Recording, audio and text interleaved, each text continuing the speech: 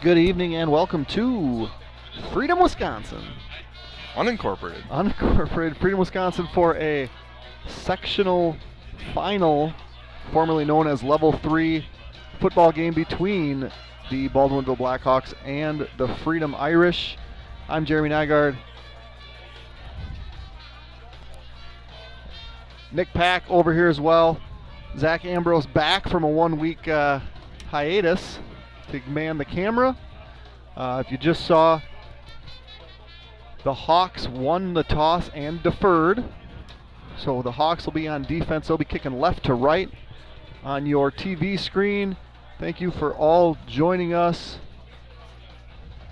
We're still getting situated up here in the box. We are in the box, not in the stands, as we work through some other technical stuff. Nick, do you want to talk about how the teams got here? I feel like do you have that? Yeah. Freedom, the number 1 seed here, level 4 or Division 4. Like I said, they faced St. Croix Central. Both their games were at home. They beat St. Croix Central 28-7. I believe Central was out 7-0 early, so then 28 unanswered. And then last week on Saturday, they beat Prescott 43-14. Kind of maybe a little bit depleted Prescott team, I think.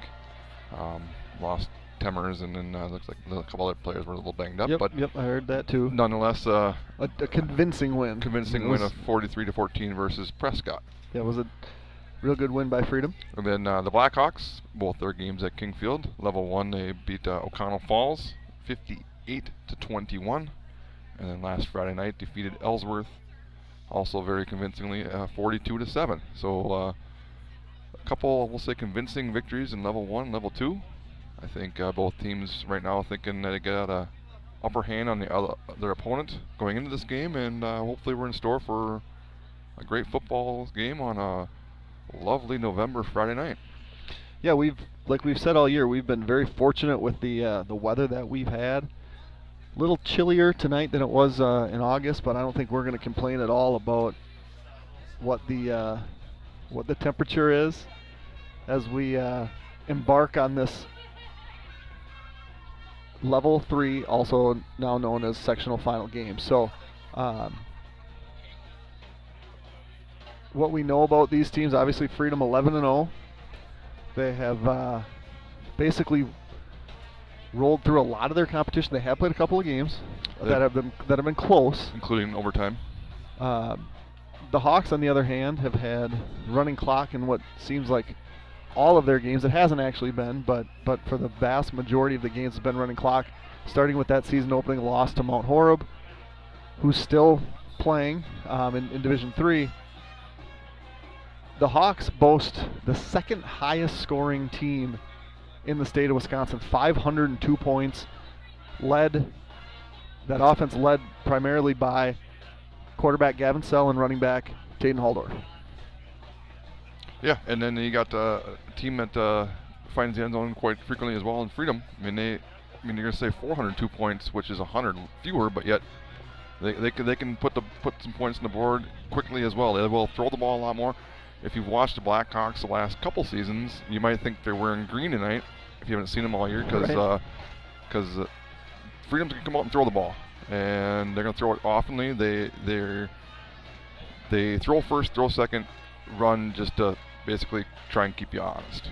Right. In my opinion, and especially looking at their stats wise, we mentioned on the way down here that our third leading rusher, which would be Dane Vienendahl, was like 30 or 50 yards shy of their leading running back rusher. Right.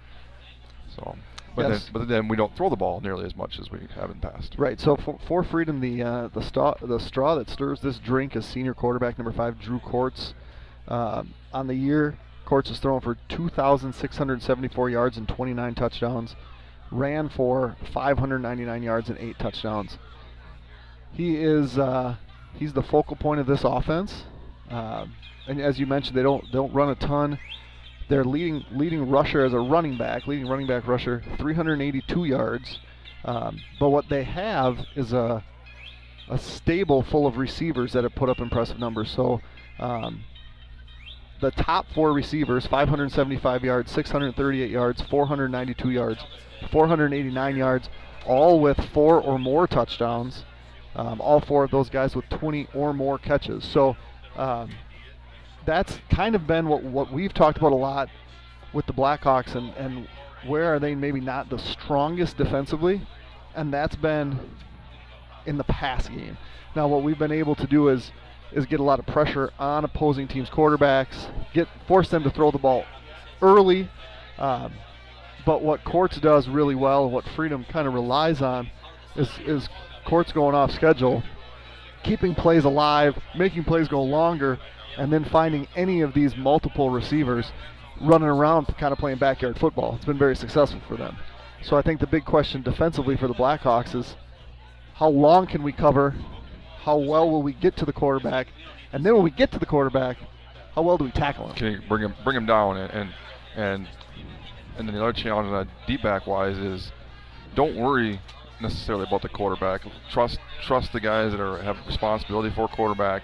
Stick on your person and don't look back for a split second, because then they're going to change their route, change their pattern, usually come back to the quarterback or break one or the other and get open. And watching last week, it seemed like Prescott kind of wanted to come with the cornerbacks kind of tight on the edge, and then they kind of send them deep as the snap would go, and Freedom kind of burnt them on maybe a 10-15 yard dig routes, stuff like that. So we'll see how the Blackhawks can adjust to that. And again, it's not like we've seen a ton of passing in our league this year. Right. Passing has been maybe an Achilles for us. Mount Horeb threw the ball pretty well against us. Week 1. Yep. Somerset, another team that put up a lot of points against us. Some was through the air. Otherwise, it's we don't see too much passing attack, and for Freedom's sake, it's good weather, slight breeze. Nothing's going to be really affecting the style of play they're going to try and put up tonight. Right, and so on the other side of the coin is the Baldwinville Blackhawks. We mentioned Gavin Sell and Taden Haldorf putting up, rewriting, if you will, the Baldwin-Woodville rushing record book. It's been quite impressive what they've done. Obviously, you don't do any of that without the blocking that we've had between the offensive line, the guys on the perimeter, Jimmy Kropelnicki, and even Taden blocking when he's not running the ball. And so the numbers that these guys have put up this year on the season, Gavin Sell, the quarterback, 131 carries, 1,241 yards, and 20 touchdowns. Taden Haldorf, 190 carries, a school record, 1,725 yards, and a school record, 25 touchdowns. You'll also see if the Hawks get into the end zone, they primarily run 2-point conversions, and so it's a fun little package that's in where it almost looks kind of like swinging gate, right? Where you have a center, a quarterback, a receiver, 2 to one side, and then all the other players to the left, and then the center either snaps the ball to the quarterback, snaps the ball to the running back, right? And they've been very successful in doing that, to the tune of 16 2-point conversions for Taden, 10 2-point conversions, 13 2-point conversions for Gavin. So as we look at trying to get points up on the board, one of the ways you're going to see that is mostly through the ground, right? Gavin's thrown for a little over 1,000 yards this year, 10-22 and 11 touchdowns, but the damage primarily is done on the ground. Correct, and again, it's one of those where they might try and mislead you. They're going to see a lot of motion. They'll see 2 receivers both ways a lot. They'll split out Jimmy, the tight end. Sometimes they'll run amigos or trips to one side, but they'll run a lot of motion with one of those wing backs, usually one of the Vienendals, and then like to keep those backers honest. Make them honor that speed sweep. Yep. And then you got, now it's a read option game of, are we going to give it to Taden Haldorf, or are you going to take away Gavin Sell? Which pick your poison, if you will. Right. And I make the comment, if you're, we don't know much about Freedom, you're going to look at WIS Sports, you're going to say, well, shoot, here's our receiving stats. Well, for all we know, their best receiver might be number 5 just because he's been double teamed all year and they don't let him catch it.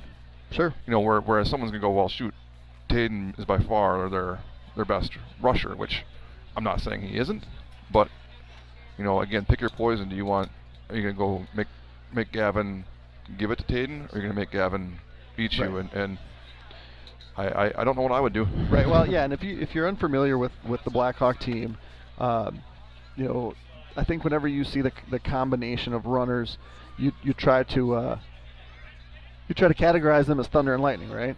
And, right. And we've come up with something more fun thanks to Coach Carroll, where we refer to them affectionately as shampoo and conditioner, right? The 3 weeks in a row or 4. So what you see is Taden. He's usually the guy that is featured first, right? He's the shampoo, and then you have Gavin, who typically does his work a little bit later. He's the slippery one, the one that's more elusive.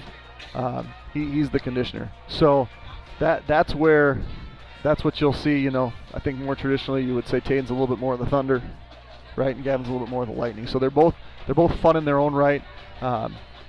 If you're looking at Taden for the first time, you're looking at number 2, and you think he doesn't look huge. It's because he's not, but he is a exceptional wrestler who has exceptional balance and strength and loves running people over. And I hate to say it, but if you're an Irish D-back, you're hoping Taden's carrying the ball, because then you just got to hit him and try and bring him down. If he's lead blocking, he's going to hit you, right, and then you got to try and turn around and still make a tackle on someone else. Right. I mean, and he likes to lead block like no other. He gets after it and leads the way, and as does this offensive line. Again, you know, we 3 all conference offensive linemen, but again, if I would have said that to you going into the all conference, you'd have been like, okay, which 2 didn't? Right, could be any of the 5. So real quickly go through those 5 and throw in maybe even the 6th one, if you will. Mr. Vienendahl filling in nicely with an injury and could perhaps see some time, but our offensive line is led by. Well, Will Phelps at center. I mean, every play starts with Will. He's been exceptional snapping the ball. We have taken a handful of snaps under center, but typically we're in the shotgun, where Will's been great. Then we have our guards, Drew Stark, Sam Aho, and then our tackles, and Andrew Thompson, and the linebacker, Trevor Murdoch. So the line's been great. Jimmy Kropelnicki, tight end, is an exceptional blocker, gets involved in the pass game as well. And we'll see how often we throw. We threw 4 times last week, which was, to Coach Kiefer's recollection, the least amount of times that we've ever thrown in a game. So we're in for a lot of fun. 2 contrasting styles here tonight. We are in the press box. As mentioned, I'm Jeremy Nygaard, Nick Pack also on the mic, Zach Ambrose behind the camera. We do have our scoreboard, our second camera. You can see that going in and out. It's in the corner, but the press box sits about 3 feet higher than the stands. So whenever stands are going to move up, you're going to see the fans instead of seeing the scoreboard. So we're doing some school songs and trying to get some pageantry done here before the sectional finals in the top left part of the D4 bracket kicks off here momentarily.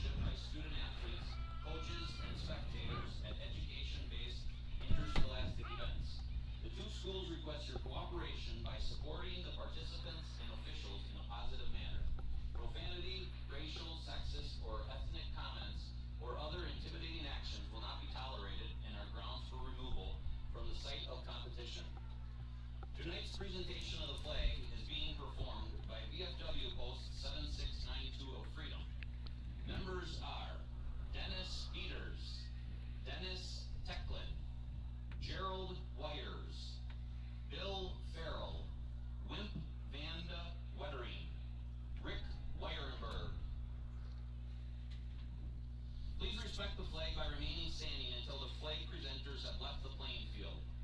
And now, to honor America and those defending our freedom, we ask those who are able to stand, remove your hats, and place your hand over your hearts for the playing of the national anthem. The anthem tonight will be performed by the Freedom High School Pep Band under the direction of Mr. Arthur Gajewski.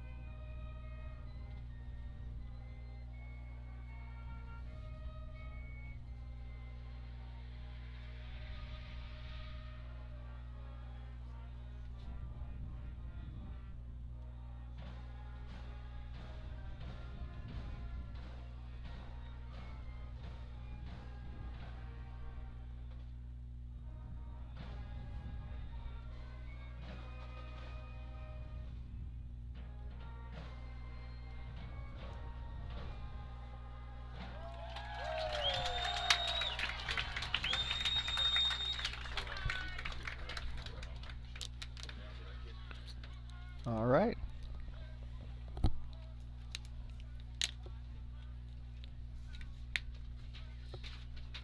As mentioned earlier, the Hawks won the toss, deferred to half number 2. They'll be kicking left to right.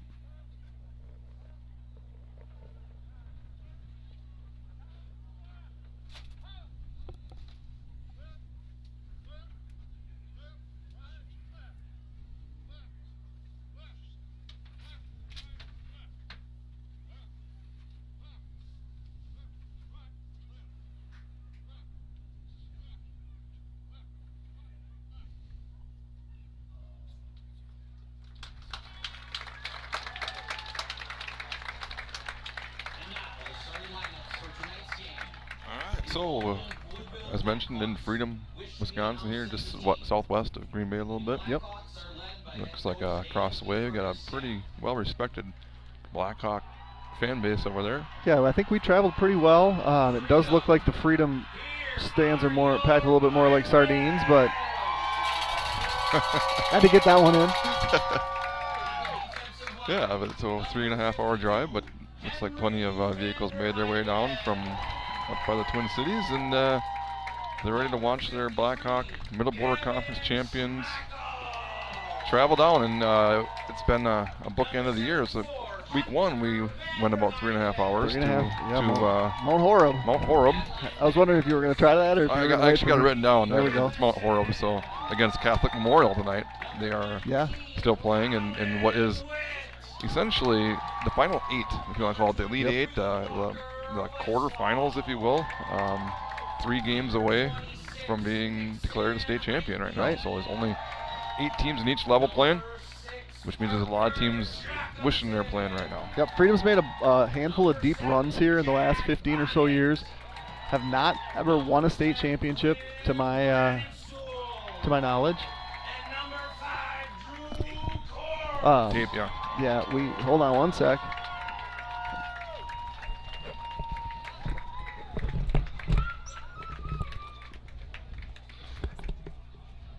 Mr. Nygaard, as always, trying to help out the coaching staff here. Oh, and we have a guest speaker in Carl Carroll. Carl, there's no music on here, but I want to see the best breakdance you got right now, real quick. No, don't do it.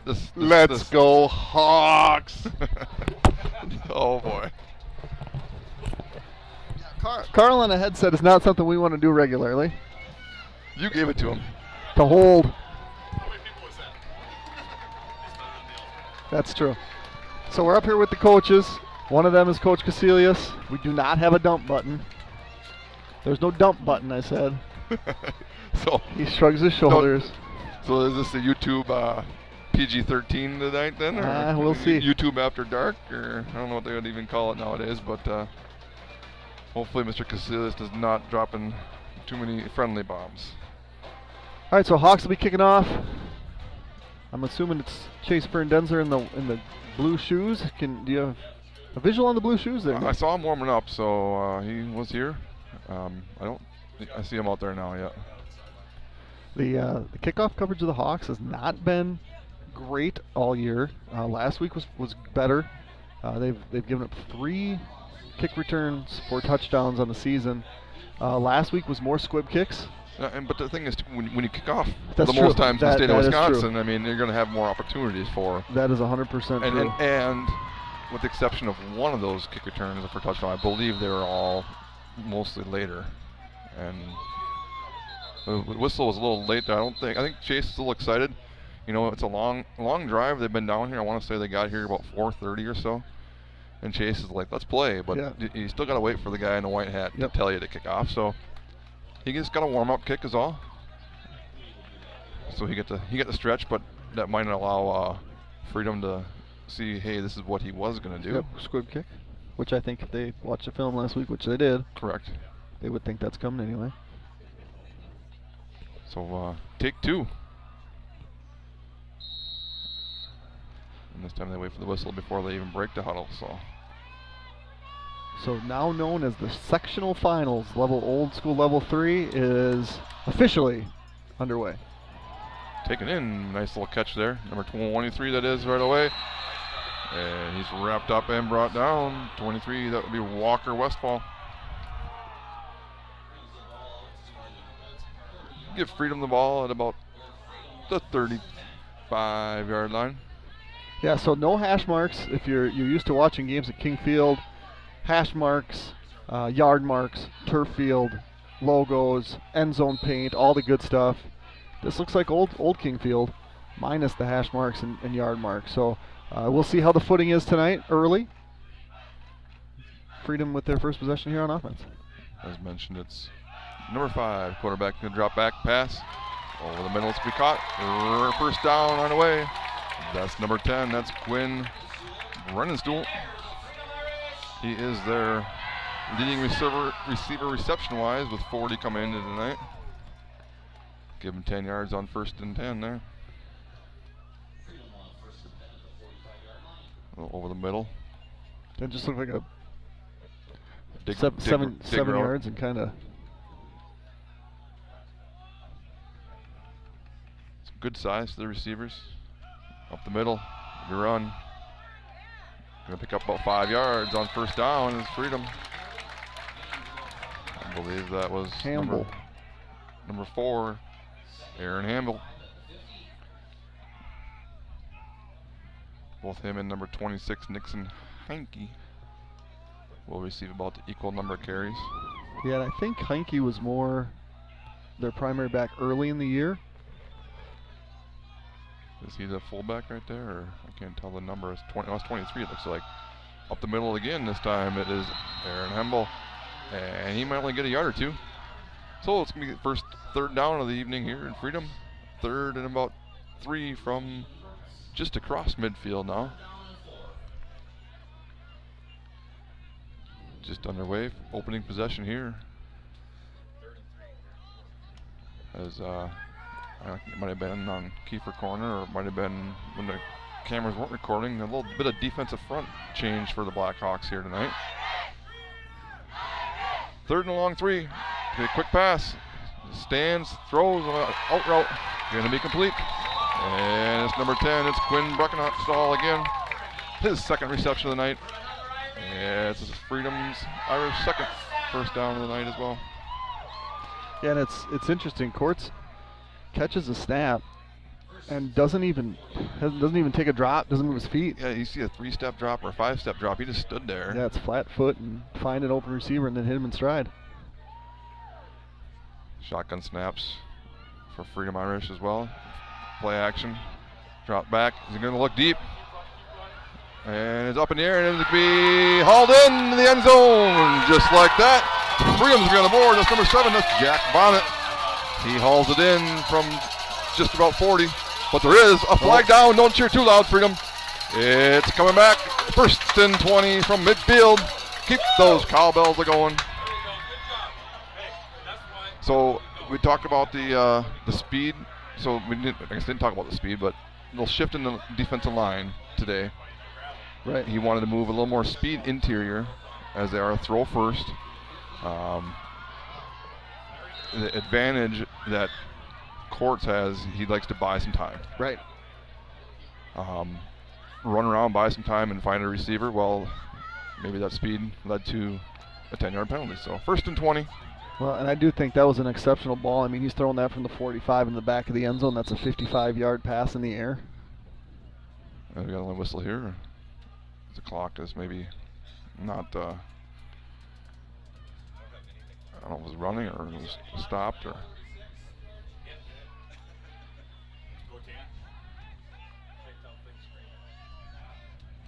So that, I mean, we've seen that we're capable of big plays. 94-60. Okay, there we go. 9:46 to go now. And I think it's obvious that Freedom, based on that last one, also capable of moving quite quickly. Little toss here. Reverse, and just avoids the first guy. Gets out. They're spreading them wide, so the next thing they do about that is they make him go long. He's going to pick up 4. He ran a long ways to get 4 yards there on first and 20. Was that number 7 again, Jack Bonnet? Yep. That was close to being blown up. Was that Murdoch, I want to say? 52 in the backfield. Yeah, Murdoch's 52. Yeah, I want to say that was him that had him originally kind of on the bottom of your screen, and then it went over to the top of the screen where then it was Logan Gordon? Logan Johnson kind of strung him out even farther. So pick up a 4, 2nd and 16. Trips here to the wide side. 5 receivers set. Plenty of time back there. Murdoch's going to after him. Can't get to him. Jimmy Kompolinicki's going to chase him down, and Taden Halldorf will push him out of bounds. Pick up a couple for Courts on 2nd and long, but it'll be a 3rd and long now. 3rd and about 13 for the Irish. Opening possession. Picked up a couple first downs, and on a 1st and 10 from just inside the 40, had a touchdown pass that was called back by a hold. And I think you got to take a little bit wider angle there. Don't let him break contain. Trips to the right this time, 2 to the narrow side. 5 receivers. Snap. He's bringing 4 still. He's got a lane to run. He's going to run it up the middle. He's going to have a first down. He spins inside the 30, down to about the 27-yard line. First down, Irish. Courts breaks contain.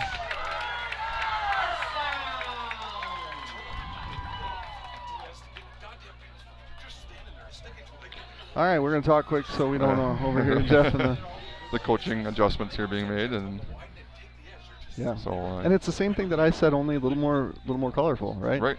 Right. It's got to be about the edge, maintaining the edge, and then get after them. That's what they're saying. They're getting there, but then go. So it's gonna be a little sweep here. Jet motion again, pushes him wide, and he's gonna get brought down in the backfield. That's Veenendahl bringing him down. Dane Veenendahl with the tackle. So that's their jet sweep motion there. It looked like a read too. He kind of put it in the belly and then let number 4, Aaron Hamble, take it. Loses maybe a half yard, 2nd and a long 10. Courts relaying the message to the inside receiver again, 5 wide. So they're liking what they see with this 5 wide package. Blitz up the middle, over the top, throws it, it is complete. Yes, number 10, that is Quinn Brennenstall again. His 3rd reception on this opening drive. 3rd and about 3 or 4 yards for the Irish. Nice little opening drive for the Irish. Overcame a 10-yard holding penalty, and penalty that brought a touchdown back. So we've seen number 10, Quinn Brennenstall, 3 times in the reception. We've seen Courts run a couple. 3rd and short. Again, 5 wide. 1-step drop, little hitch route, and the first down, and that's Quinn Brennenstall again. Catch number 4. Down to about the 10. And they're going to say it's right at the 10, so it's first and goal. Well, nope. Just outside the 10-yard line.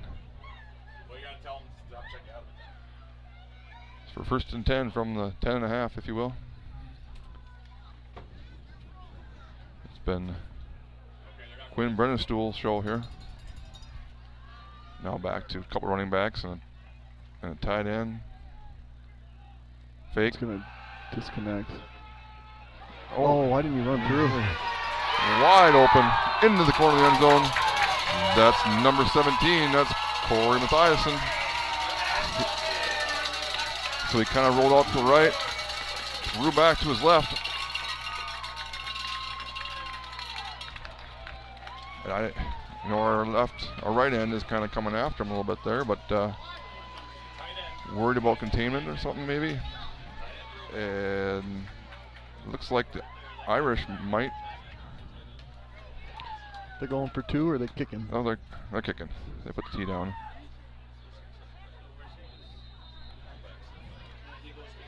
So kicker number 1, Nolan Phillips.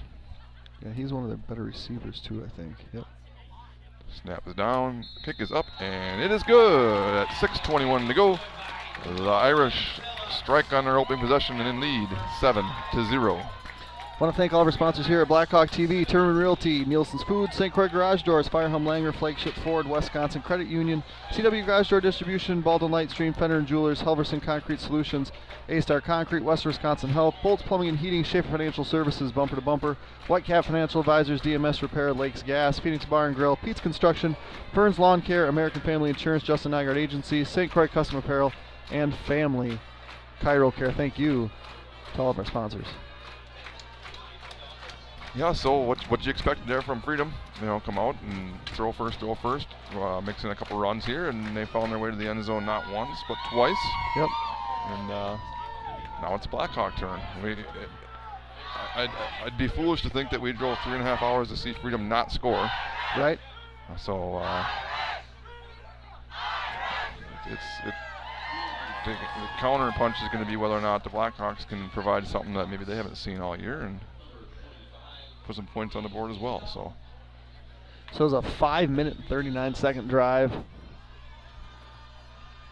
We've talked a lot about time of possession and how we haven't had a ton of it because we score quick. I'm going to try to do a better job of keeping track of that. And the bottom line is, as long as you're up in the end zone, I mean, that's time of possession's huge, but the number on the scoreboard is the one that's the biggest. So one hop taken in, and good little return out to about the 30, across the 30-yard line. Ben Johnson. Ben Johnson, sorry. And the Blackhawks will have their first possession from the 33-yard line. Flagship Ford is your source for new and used Ford cars, trucks, SUV parts, service, and more in the Baldwin area. Our goal is to provide the best possible service to our customers and make sure your car buying experience is second to none. We're conveniently located at 850 Fern Drive in Baldwin.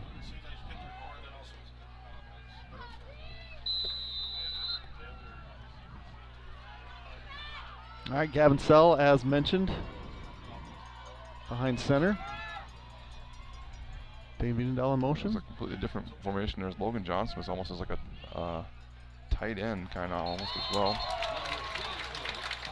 Not a lot there as we ran more into the boundary. Hauled off to the edge. I think that was Gavin, right? Or was Gavin? It was Gavin, just a QB foul, sorry. Yep. So 2nd and 10. We're Blackhawks, opening possession. Yeah, they kind of had Jimmy, the normal traditional tight end, and Logan Johnson was almost a tight end, and he motioned across, and there's going to be 5 free yards. So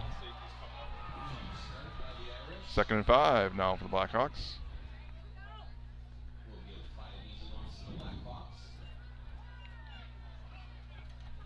So it'll be interesting to see how they line up against, we saw Prescott with their kind of spread offense, if you will, and the defense that Freedom provided for it. But the Blackhawks will spread you out, but try and run first. All over the middle, going to spun around, he's going to cross the 40-yard line, pick up a couple. It's going to be 3rd and long, 2 or 3 for the Blackhawks, opening possession inside half halfway to go in first quarter. Holdorf gets out to the 41-yard line. So third and 2, long 2. The trips to the right. I feel like we probably just run it over here to the boundary and see if someone could stop Gavin. Then no motion. Nope. Holdorf up the middle. Kind of slows his feet right away. And then he is hit and brought down. Not sure who got him low, but it was number 53. Gavin Schmuckel. This is Dan showing some confidence, I think, in the offense. I mean, we've run 3 plays. We've gained 3 yards. It's going to be a definite, I'm going to guess a hard count and then maybe into a play. I'd be surprised if they didn't run a play here. Jet. It is going to be Dane on the jet. Gets away from the first guy and cannot avoid the second guy, and Freedom will have a defensive stop on the Blackhawk first possession and force them to turn it over in Blackhawk territory. Freedom already leading 7-0. Firehelm Langer is a CPA firm with offices in Baldwin, Ellsworth, and River Falls. At Firehelm Langer, our clients are our top priority. We offer the skills and expertise of a large CPA firm combined with the personal attention and responsiveness of a smaller firm. When you partner with us, we take the time to get to know you, understand your goals, and build a lasting professional relationship. We invite you to turn to us at Firehelm Langer for bookkeeping services, payroll services, financial projections, tax preparation, tax planning, and all of your tax and accounting needs. It'd be interesting to see if we have something in our package, now that Gavin's our punter, where we come on that and maybe line up in punt formation and shift into it in hopes of maybe making them burn a timeout. And we're just not getting after it. We're getting pressure in the backfield, but I feel like we're letting up as we get past our initial block, and we're kind of playing like we can't go get after them when that ball's going to be completed again. Was that 10 again? That was number 10 again. When Rodenstuhl, his 5th catch. Yeah. He is in the slot down here. Snap. Plenty of time again. Steps up this time. And he's going to run it. And he's going to get about to the line of scrimmage, maybe a yard or 2. So Courts this time. The 3rd time he's ran the ball. All 3 have been off of a passing set. Give him 2 or 3 there, so 2nd and 8. Yeah, so Courts right now 6 for 6 passing, 57 yards in that touchdown. And he's been spot on right now. Again, number 10 is going to be down here, the middle of the 3 receivers. Gavin's kind of lined up across from him. Up the middle. And he carries a couple. Jimmy Kropelnicki finally brings him down about the 25-yard line. It's going to be 3rd and about 5 or so. And their announcer tried saying Jimmy's last name, kind of like I say, like saying a lot of opponents' last names. Yeah. 3rd and 5 for Freedom Irish.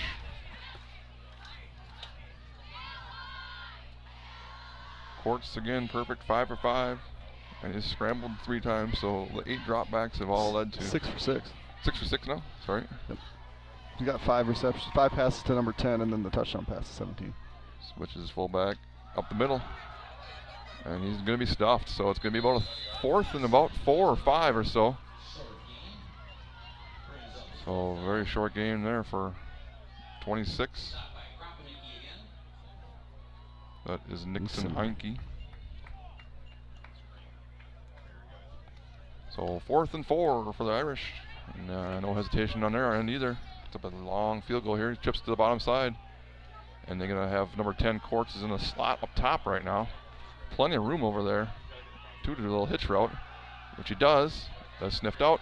He's going to run, and he's going to have the first down. He spins out the first guy, and finally brought down by Gavin Sell, but not before picking up an Irish first down just outside the 10-yard line. And we got a Blackhawk player down as well, so another scramble for Courts leads to a first down. St. Clair Garage Doors provides Western Wisconsin with top quality garage door sales, service, and installation. We proudly serve Baldwin, Woodville, Hudson, Richmond, River Falls, Stillwater, Menominee, and surrounding areas. Give Brian a call today at 715-781-8989 for a quote, install, or service. Nielsen's Foods has been serving community since 1903. We offer full-service caribou coffee, bakery, deli, and meat departments.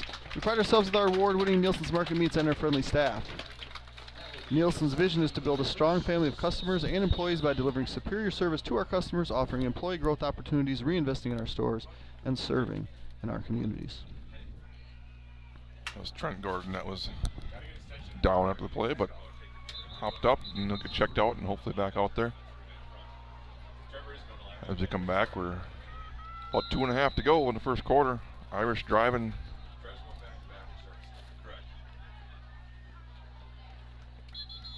And we're going to have a whistle, and it might be a timeout.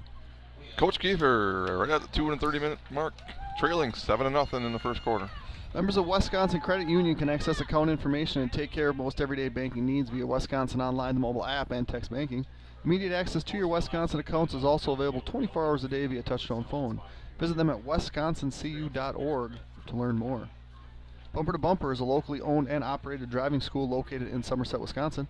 We offer complete driver education and training consisting of online classroom, in-person classroom instruction, and behind-the-wheel training. So if you're getting ready to apply for your Wisconsin State driver's license, or if you're an adult and just need a refresher course, then Bumper to Bumper is here to help. Visit online at www.btbsdllc.com. All right, Nick, so we're not quite done with this quarter, but we're 9.5 minutes in. The Hawks have run 4 plays. And had the ball for 1 minute and 25 seconds. Okay. Yeah. Freedom's had it for the rest and moved the ball kind of at will, 57 yards through the air, 49 yards through on the ground. So, been a lot of freedom so far, not a lot of Baldwin Woodville. Yeah, and I mean it's one possession that Baldwin's had. So, that being said, it's early, but you can't let it get ugly. 5 receivers again for Quartz. Takes the snap. He's going to run. Just a QB, not even a draw. He's going to find the end zone. That's a QB run, not even a QB draw. Takes the snap up the middle. Quartz finds the end zone. It's 13-0 Irish.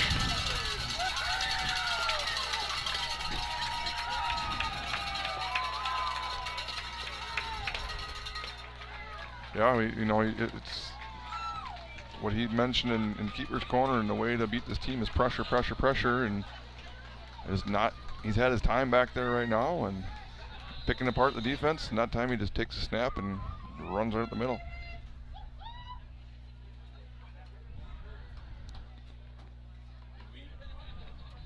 Point up try, snap, spot, up, and it is good with 2:25 to go in the first quarter. It's all Irish. It's 14-0. DMS Repair is a repair shop located northeast of Baldwin off Highway 63, repairing all makes and models. They have all new EFI diagnostic equipment to repair all machines. If you're a do-it-yourself person when it comes to repairs or need accessories such as riding gear or add-ons to your machines, DMS Repair offers a discount on all parts and accessories. Yeah, the Freedom fans have lots of energy and reason to have lots of energy at this point. Yeah, again, it's one of those where they took the opening kickoff, and it's been all Freedom from there. But the thing about the Blackhawks, right, again, you've had one possession. This possession, we've said it a few times, get that first down. Yep.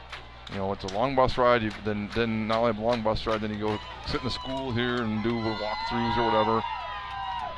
Get a first down, get back to your comfort zone, and then go from there. Right. Yeah, and the comfort zone that the Hawks have is with the ball, yeah, right? Correct. You don't score 500 points over 11 games accidentally. You do it because what you do works. And Freedom, yeah, they made a stop on the last possession, and now it's the Hawks' turn to answer. Short kick. Going to stay there. Haldorf's going to pick it up. He's going to hit right away at about the 25-yard line. The Blackhawks will have their second possession, trailing by 2 scores. The market is changing. Take advantage of our combined 30-plus years of experience to guide you through it. Call Don at 715-684-9541 or Andrew at 715-928-0410 of Timmerman Realtors for all your realty needs. Yeah, it's been since week 1 since we've trailed by 2 scores. Yep. You know, we talk about how haven't really trailed much all year and really kind of haven't. The St. Croix Central game was very close. It was 1 point game at halftime. Yep. But for the most part, they've been in control. So we'll see how the Blackhawks adjust here. Trailing 2 scores. Gavin's going to fake up the middle, and they get after him right away. Right off the edge it was. So Sal brought down. That's big number 74. That's Hunter Vanderheiden. And that's the one thing that I noticed watching them play last Saturday. They're not small. No, they are big dudes, big physical dudes, and they close quickly. Hunter's listed at 297. So if they had a quick trip to McDonald's in town, he might hit 3 bills. But Caden Holdorf going to go off the right edge, and he's going to lose that yard that Gavin might have got. And another one. Here comes a flag here. Late. I don't know what it was, but it's Blackhawks actually pointing towards the Freedom. So dead ball, unsportsmanlike against Freedom. So, oh yeah, oh definitely. That he can almost get thrown out for that. Show me that again. Number 26 here at the end of the game play comes off your right side, and I guess Thompson was blocking, finishing the block, yep. And then number 26 took exception to that. Yeah, and he's I believe he's their leading tackler. But you get one, and then you get thrown out in the second, right? Unsportsmanlike conduct. Correct. So, well, we said to find that first down right there. It was something to maybe motivate the Blackhawks here. 1st and 10 from the 40. Hayden's going to run left. 45 crosses midfield, and there it was. They take that first down. Next thing you know, Haldorf runs for 13 into Irish territory, and I wouldn't mind seeing this a little bit too. Going with tempo. It up. Get him going. And they did a good job of resetting there. I believe that was Vienendahl. Was it Vienendahl that got the carry there? No, it was Taden with the carry. Taden was split on that time? No, it was. They didn't give it to the Jet. Oh, they did. No, it's the next play. You want the next play. You want to go forward. They faked the motion give. That looked like a false start. Oh, he's got him. He has got Everts. Everts is in the 10. He's in the end zone. Nygaard says he's in. White hat puts the arms up, and the Blackhawks are on the board. Get that first down, Jeremy Nygaard. I don't care how it happens. It comes via penalty. Yep. And then next thing you know, Blackhawks are in the end zone. My apologies. To the right, it's kind of almost like being in St. Croix Central. You can't see anything. Yeah. I can see the 40-yard line right now. 47 yards. He got tackled into the end zone. Brody hasn't caught a pass for a while as he's had some injuries he's dealt with. Now we get to see the spice package. Nick, you can move over here and watch if you'd like. So there it is. It's going to be and a whistle. I think it looked like we had a little flinch there. So now I saw him kicking extra points prior. So now do you kick the extra point and try and get the 1 point on the board here, or what do you do? That's what I would do. Yeah, point after. You don't love that. It's tough to pick up 3 of that on 8 yards, and let's see what Coach Keeper has in store here now. Looks like we're still going for it. It's going to be our normal offensive set. I saw him in pre-games. He was making 30-yard field goals, which would mean kicking from the 20, which puts the ball on the 13. Right now the ball will be on the 8. Yeah, I mean Wes has plenty of legs. He's a soccer player. Gavin's going to roll up to the right. He's got someone way back the other way, but I can't really see. He got him. His back of the end zone is open. I see arms in the air on the coaching iPad. And just like that, is it Everts again? Yep. Everts. Touchdown. Everts 2 point. It's 14-8.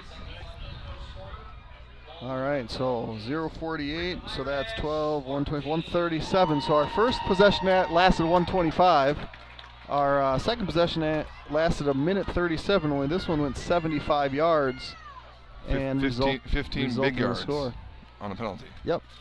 So Freedom's going to get the third and a long 10, if not 11, and then a silly little 15-yard penalty.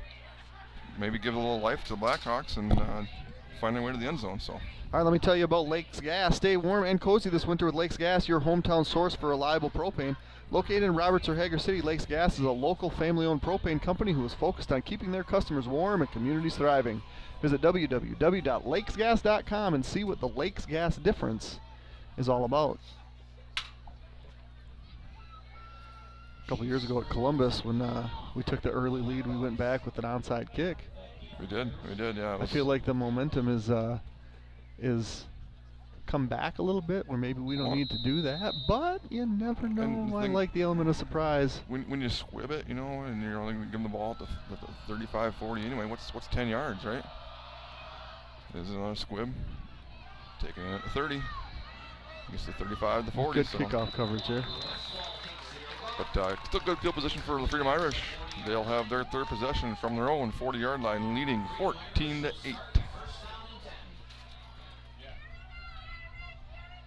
Yep, 44 seconds remaining in a very entertaining first quarter. Now the Blackhawks defense need to follow suit and find a way to get a stop. Again, it's any way. They got the benefit of a hold on the first drive, but couldn't capitalize. One thing we have seen a few times on film is their successful snap rate is definitely not 99.9%, like Will Phelps's might be. So maybe we can work in a missed snap here at some time in this possession. It is a hitch over the middle, and it is caught. There it is, a little 8-9 yard hitch route. And guess who? It's number 10, Quinn Brunenstuhl. Yeah, he's been featured early and often. I'm going to run out of spots here. I can accommodate 12 catches. He's got 6, and we're not even a quarter of the way through the game. He's down here in the slot again. Dane Halldorf's going to be lined up against him, but he's 8 yards back. He's going to motion. Gavin's playing swing pass backwards. So it's technically a run. Spins out of the first tackle.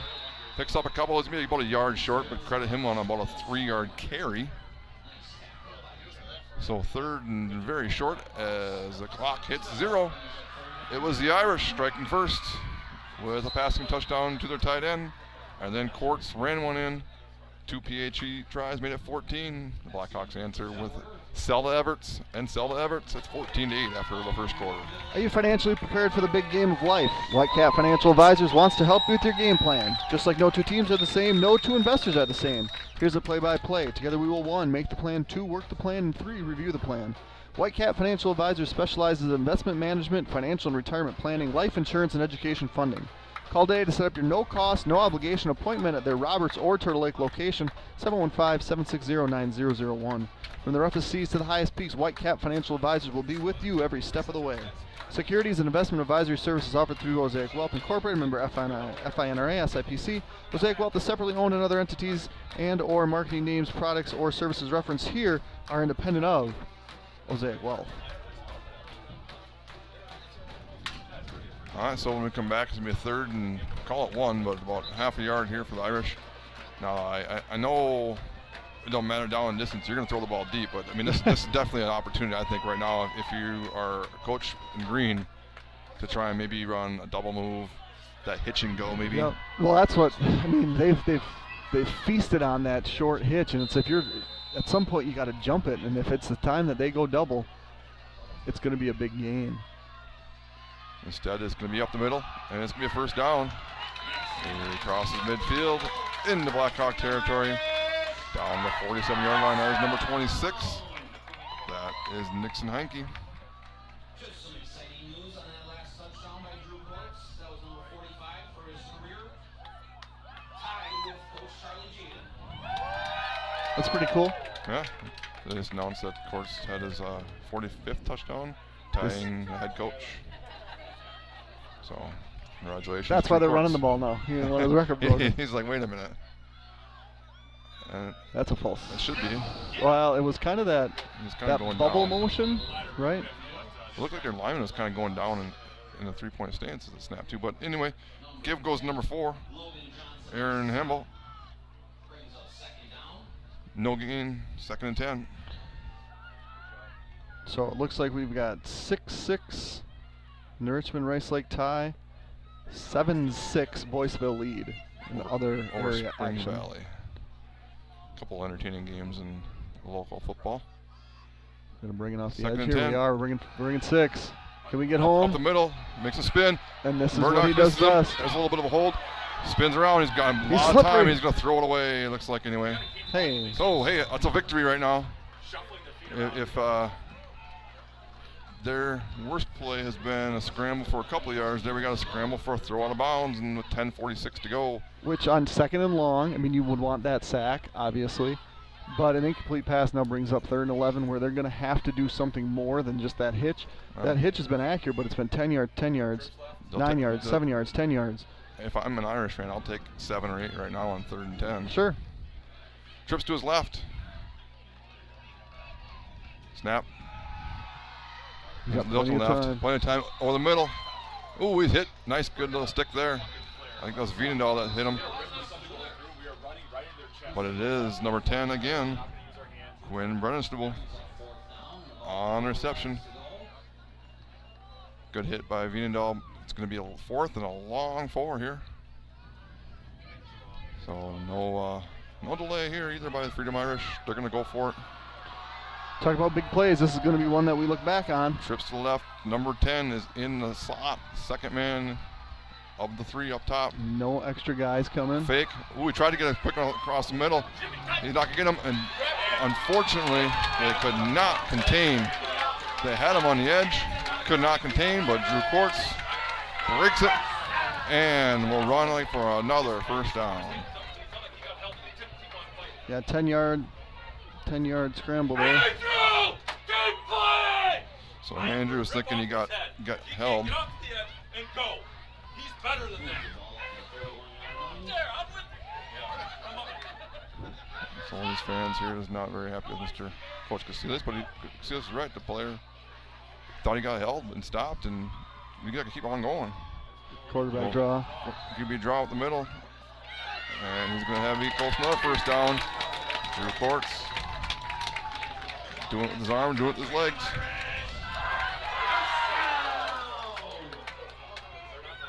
So inside 10 minutes, Irish driving again.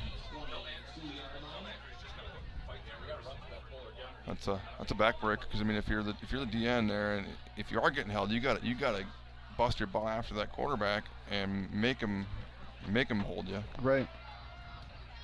So 1st and 10, Irish trips to his left again. Snap. Comes back this way. A lot of claps in front of us. I'm guessing it's complete. Yep. Gain of 7. So look, it's Brennenstubel again. Yep. He's got 8 catches for 70 yards. Is that view better for you? Yeah. I can see the whole field now. Or not the whole field, but Central is just a wall. Here we at least have a door. 2nd and a long 3 for the Irish. Looking left. Going corner of the end zone. He's going to have a wide open receiver. And it's a touchdown.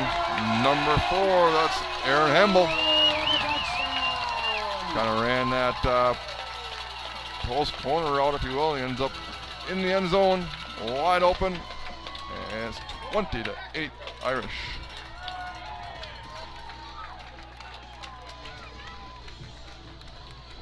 I don't know if they didn't play it the first 2 touchdowns, but the 3rd one here at least could drop kick Murphy's. Maybe it's more pronounced now that the door's open, but 4-4. So that was a drive of 4 minutes and 4 seconds. That went 60 yards and resulted in a touchdown. snaps down, spot, kick is up, and ooh, this one looks like it just does sneak inside the upright. And at 8:44 to go, Freedom strikes again. It's 21-8 Irish.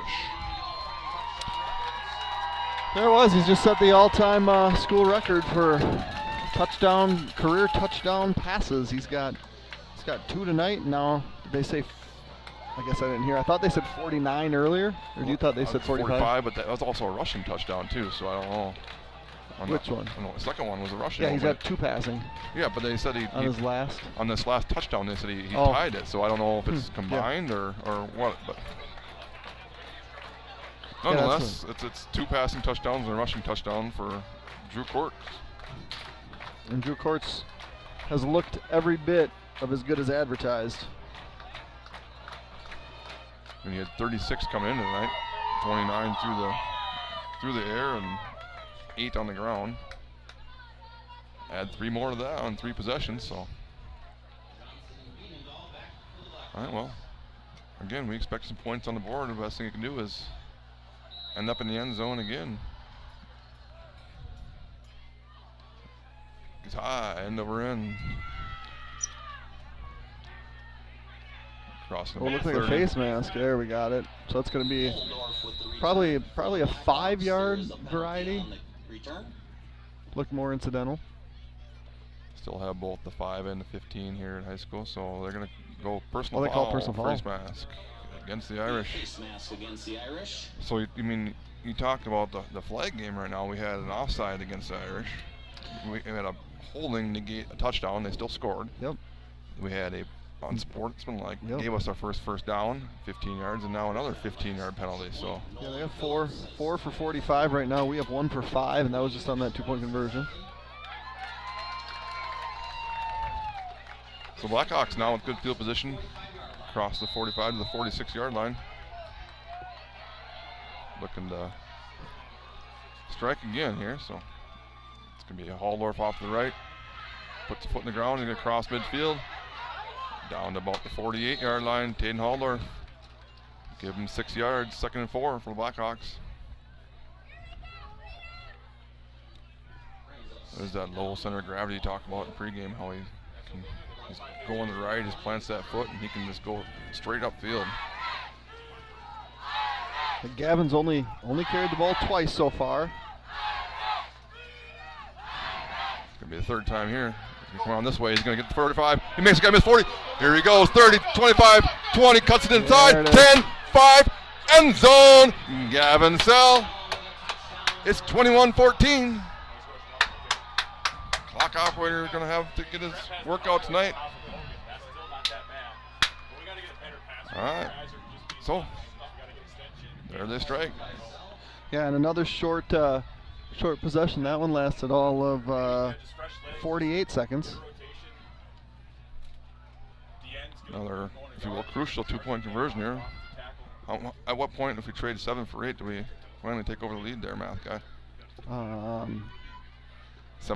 8 had to score 8 times. I think at 56 on the next touchdown after that.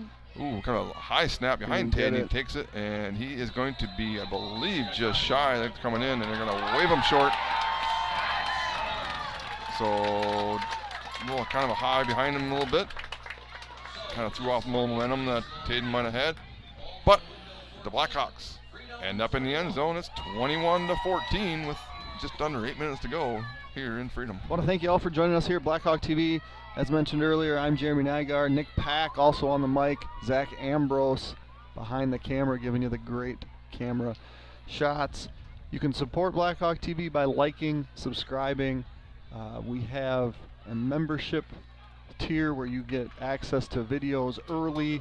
Like Keeper's Corner, you get behind the scenes highlights. All of those things are accessible for the low price of $1.99 a month. You can also go to blackhawk-tv.com, show your support there. There's a donate button if you would like to donate to the cause here at Blackhawk TV. So that's the Blackhawks going to set the kickoff. We did mention it's Boyceville at Spring Valley for the rematch there. We got Grantsburg at Regis, Northwestern at St. Croix Falls tonight, and Rice Lake at New Richmond.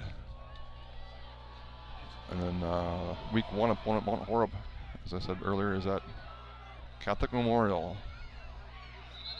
Squib kick, it's going to be Freedom taking over their 4th possession. They're 3 for 3 right now. they'll have it at the 40-yard line with good field position here. Yeah, so right now Drew Court's on the night, 10 for 11 passing, 93 yards, 2 touchdowns. He's also the leading rusher, 7 carries for 64 yards. They've had 9 other carries for a total of 21 yards. So it's a lot of Drew Courts. Brendan Stoll has 8 catches for 70 yards, but after Courts goes to him all the way down the field, he likes to find other receivers, as the only other 2 completions have been for touchdowns to guys not named Brendan Stoll. This time the pass goes, go that way. Everts dives down. They're going to say it is hauled in. Somehow that was hauled in by Quinn Brennan-Stoll. That was over in front of our coaching staff, who isn't reacting too drastically, other than the coaching staff up here that's 60 yards away. But Everts kind of had a beat on that. Almost. That thing's in the air for another split second, and Everts might have his second touchdown of the night. Instead, it's going to be 2nd and 7. Well, if they're being courteous and waiting for Tate to tie his shoe, they don't have to do that. Trips to the right. I don't know if you know, but number 10, his name's Quinn Brennan-Stoll. He's in the middle of those 3 amigos down here. He's going to run a crossing pattern. It's high. It was tipped, if nothing else, but he does haul it in. I mean, he's got to be, he stands across from our guys. He can't be much more than 5'9" or so. He's going up to get that one. You know, he runs good routes. A little crossing route there. 3rd and 5 from their own 45. Another big play here. I mean, they would go for a 4th down a couple times deep in Blackhawk territory. Make them make a decision here right now. Yeah, if I'm calling plays as a Freedom coach, I'm 100% thinking I got 2 more downs to get this. Trips to the left, to the right again. 5 receivers, motion.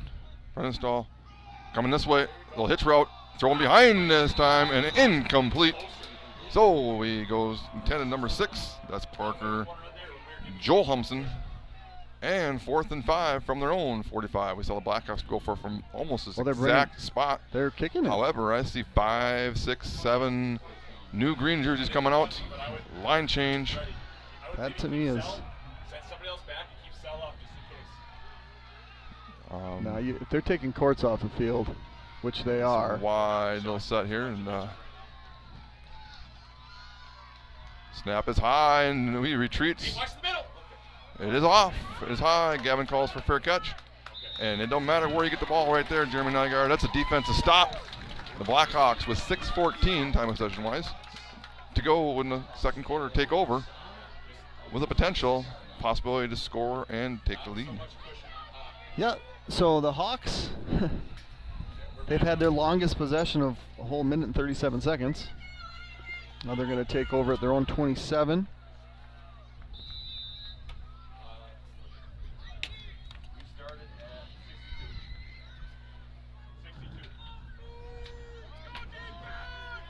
So after say a 3 and out and going from a 4th down on their first possession, they found a couple first downs, but strike quick. Trips to the left here for Gavin. He's going to come to the left, jabs, and he's going to go the opposite way. He crosses the 30, giving him about 7 or so, up to the 34-yard line. So they really kind of, what they did there, Jeremy, they trips to our side, and then they're going to run Gavin against that. 29-yard line. Almost like Minnesota, we had 9-man football. Wisconsin, I believe it's 8-man. You can play 6-on-6 like that. It really opens the field up. Up the middle, Halldorf. He's got a first down. He crosses the 40, 45, 50. Makes the guy miss. He's going to cross down to about the 40-yard line. Taden Halldorf crosses midfield. Another first down. And I think this is really, I know we've scored twice, but we're really starting to get some noise from across the field, and a little bit quieter on this side of the field right now, Jeremy. And here we go, snapping the ball. 5.5 to go. Up the middle. We talk about tempo. Gavin Sell says, here's some tempo. 9 yards, 2nd and 1. We're going again. They tried motioning or subbing that last play, too, and we brought a guy in. 1, 2, 3, 4, 5, 6, 7, 8, 9, 10. We have 12 guys out there right now. No, we don't. We don't. I saw we brought a guy in. I didn't see one come off, but anyway, that's number 20, Dawson Viendahl. Do you mind if we're not going to Good enough for a first down, though. Yes, it was. They gave it to him. It's down to the 28-yard line. 5:02 to go. First and 10. Blackhawks from the 28-yard line. Riendahl slips a little bit. Gavin drops back. Oh, he No, got swing him. pass. Taden Haldorf in the flat. Makes the guy miss. 10, 5. Taden Haldorf. Find the end zone again, young There man. we It's go. 21-20 Blackhawks. So, it was a couple weeks ago. I know we talked about how Haldorf had the 160-yard touchdown week 1 against Mount Horeb. It's like, well, when are you going to bust that off again, Coach? Right. Well, we're saving it, I guess. So, Gavin Sell with his second passing touchdown. Congratulates Taden. Says, get over there, Taden. I'm taking this one. Don't worry. I don't care what set we're going to get. I'm going to take this one. And he does take it. He's going to throw it. He's going to throw it. He's going to throw it. He couldn't get anything behind it. I don't know if the ball slipped out of his hand. He did have. Is that Logan Johnson who that is over there? Or is that Dane Riendahl? It's still Dane. They kept Dane in that spot. So the 2-point conversion, it actually was there. Unfortunately, slips out of his hand. But from 14-0 Irish and all momentum in the world to 21-20 right now, Jeremy. Yeah, I mean, it's another 1 minute and 30-second drive. Goes 73 yards. Yeah, It's a shootout, man. and kind of like we saw level 2 in Adams Friendship 2 years ago, was after a few scores, they're like, what is this? Defensively, again, they give up 175 points all year. So they're going, what's going on right now? And the answer is, you just haven't seen an offense like this. And like we said, hey, we knew they were going to score. We just got to counter it now and get back in this game, and they've done that. So.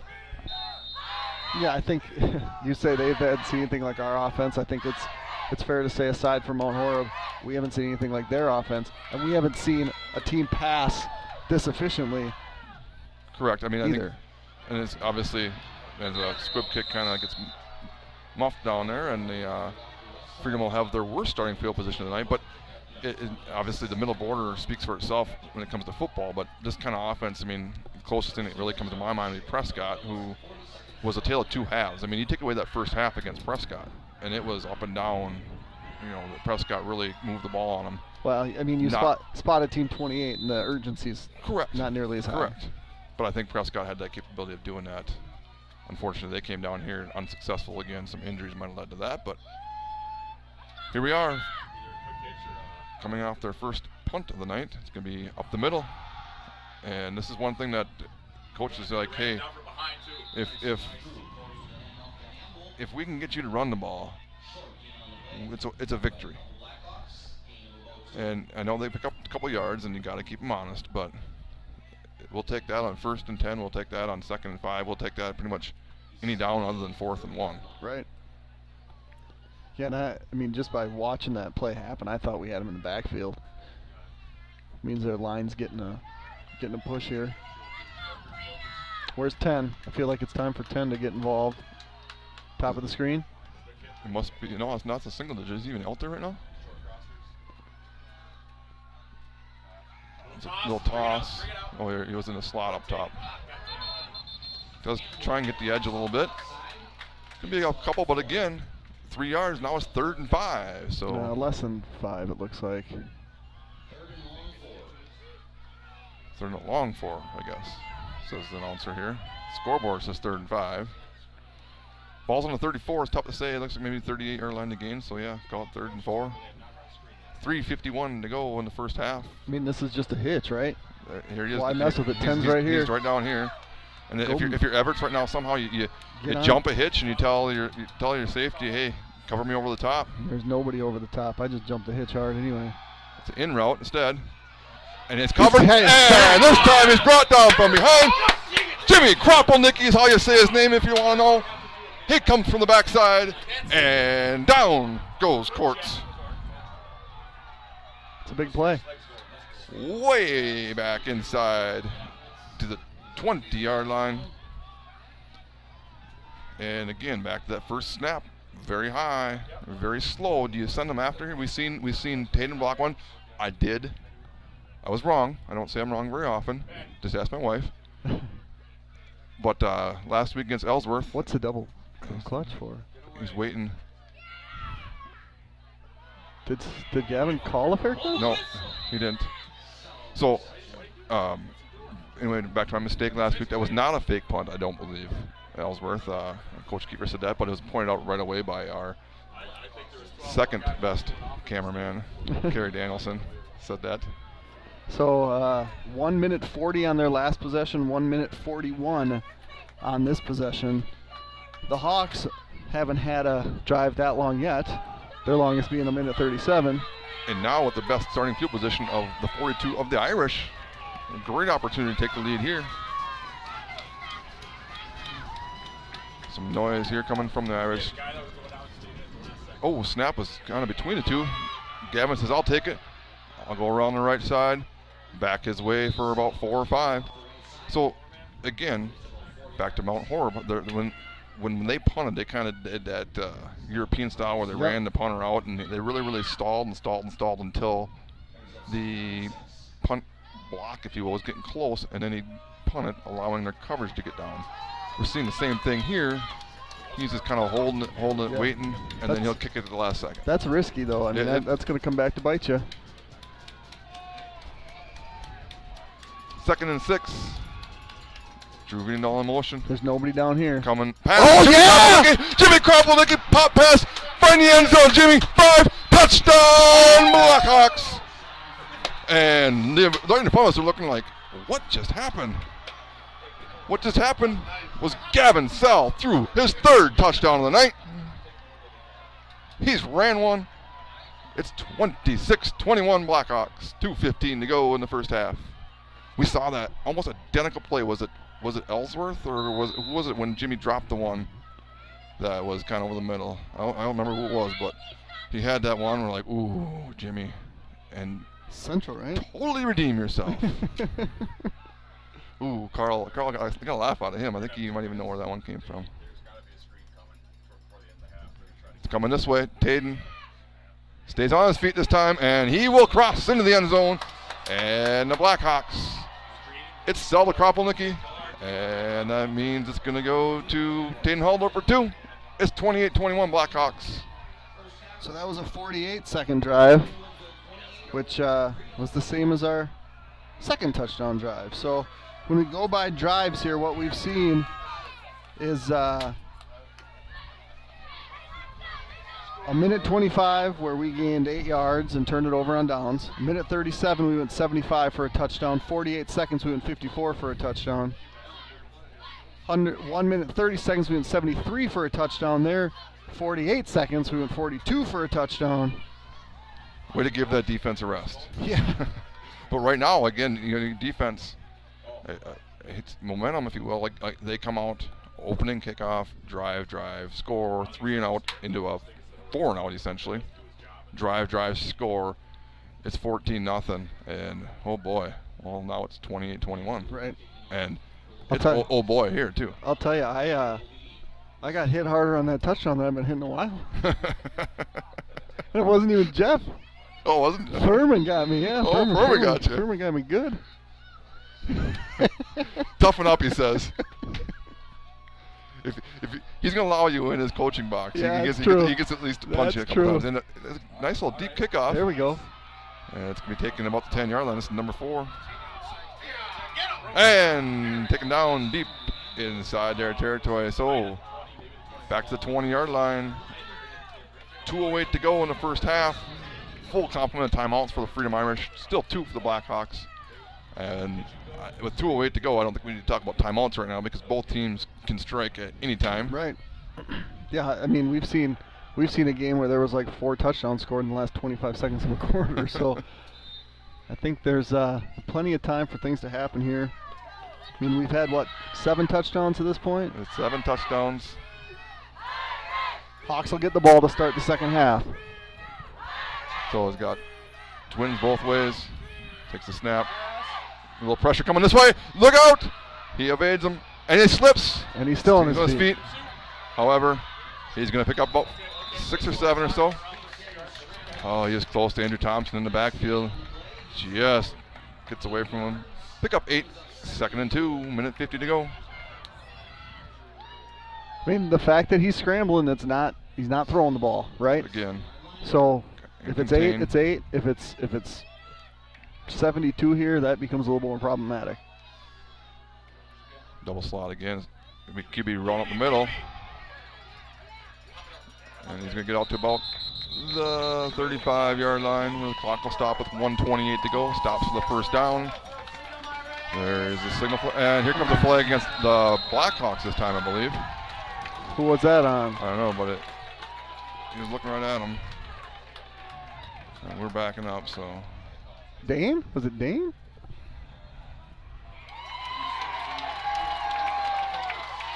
I'm guessing that was Gavin Sell. Oh, yeah.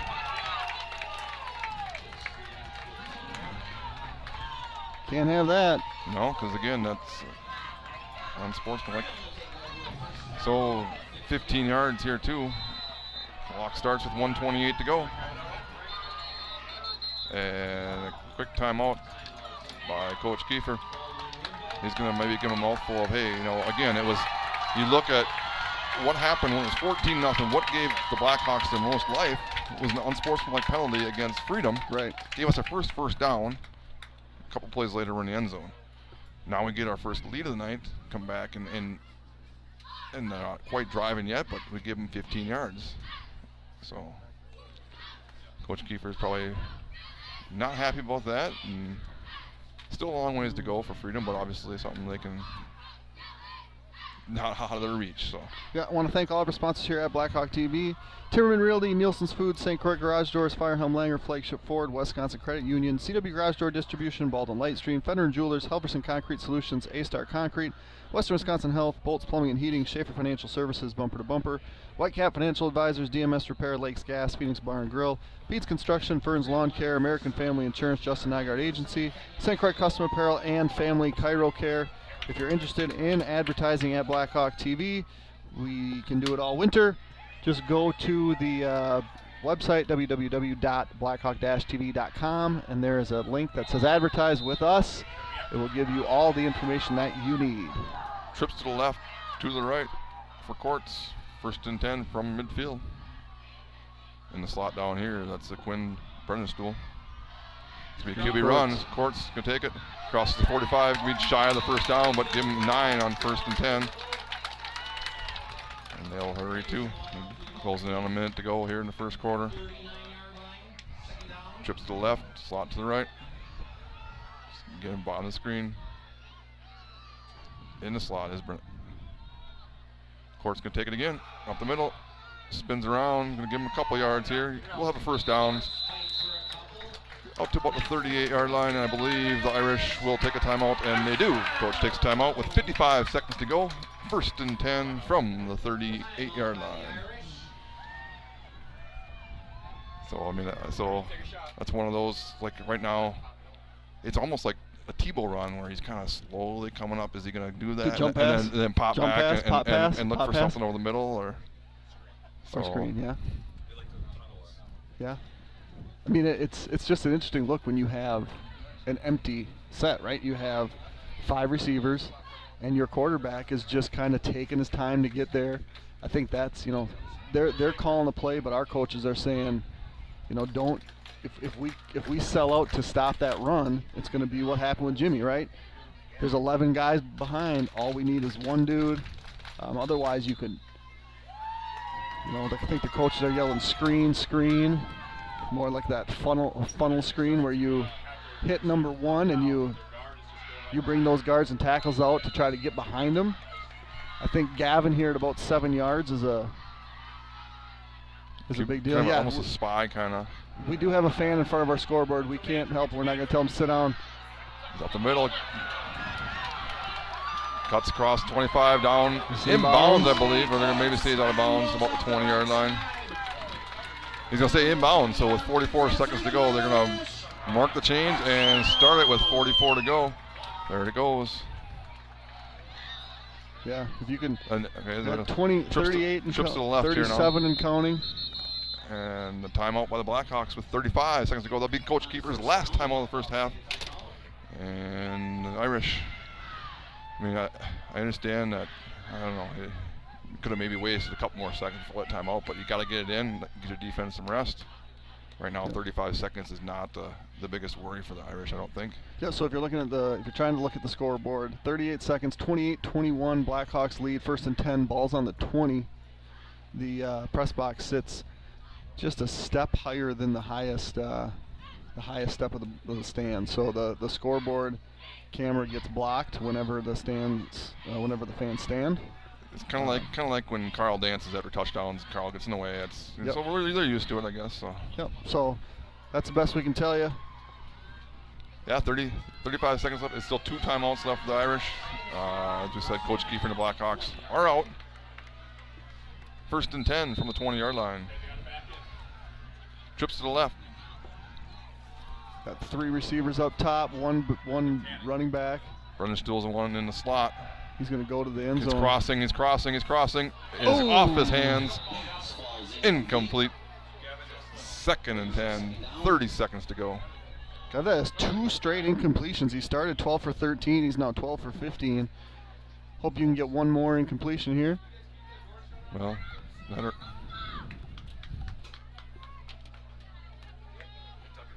I think so. We can't see the field, so we open the door. Tell him I'm sorry later. Snap. Corner route. Up. Tipped up, and incomplete. That was Dawson Vienendahl this time on the coverage. 3 straight, you asked for it. 3rd and 10, 24 seconds to go. I want 5 straight. I mean, they have a timeout left, right? They have 2 timeouts left. I mean, at some point you're going to run the ball because you don't want to turn it over on downs, right? There's still only 24 seconds left. That's the least of his worries. We'll take a knee, I think. Or we'll run one play, but trips to the left. 24 seconds left. Looking up top. Off the end. There's a kind of a cross between a hitch and an out there, and pass falls incomplete. So 20 seconds to go now. It is 4th and 10 from the 20-yard line. The kicker does have a good leg, but I think this might be a little too far. In a touchdown game, 3 points don't do too much. I'm just a TV man. You do you. Coach is offering us a spot so we can see, but we'll react, see what happens. Get after him. Plenty of time back there. He's going to run it. He tries running to the left. He's going to outrun the cell to the corner. Down. He's going to be edge, and he's going to run out of bounds with 10 seconds to go. Drew Courts will be 1st and goal.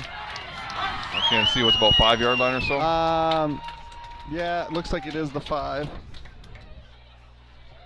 I did get scolded by someone having the door open, so. Yeah, you become less friendly when your team's not winning. I guess so.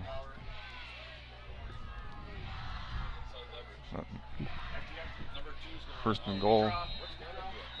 Timeout. Irish. 10 seconds to go. So now down to 1 timeout. You can run it. And on the 6-yard line, it says on the scoreboard anyway. Here's where you do that. 10 seconds, you got 3 cracks at it if you do it right. Is this the one where you do your little up the middle, fake, step back, pop pass? Probably. I That's mean, what I meant, as they're doing their best T-bow in front of us here too. I think that's what they're. Furman was T-bowing? I think so. And then if that's incomplete, then I think next 2 downs you have a Courts run and a Courts pass, and then those are your 2 options on 1st and 2nd down. Right. In what order they come. Yeah, when you had that timeout, you have way more flexibility. I would say you pass on 1st, the options there on 2nd, and then obviously on 3rd, you know what's going to happen. I would go back to the hitch.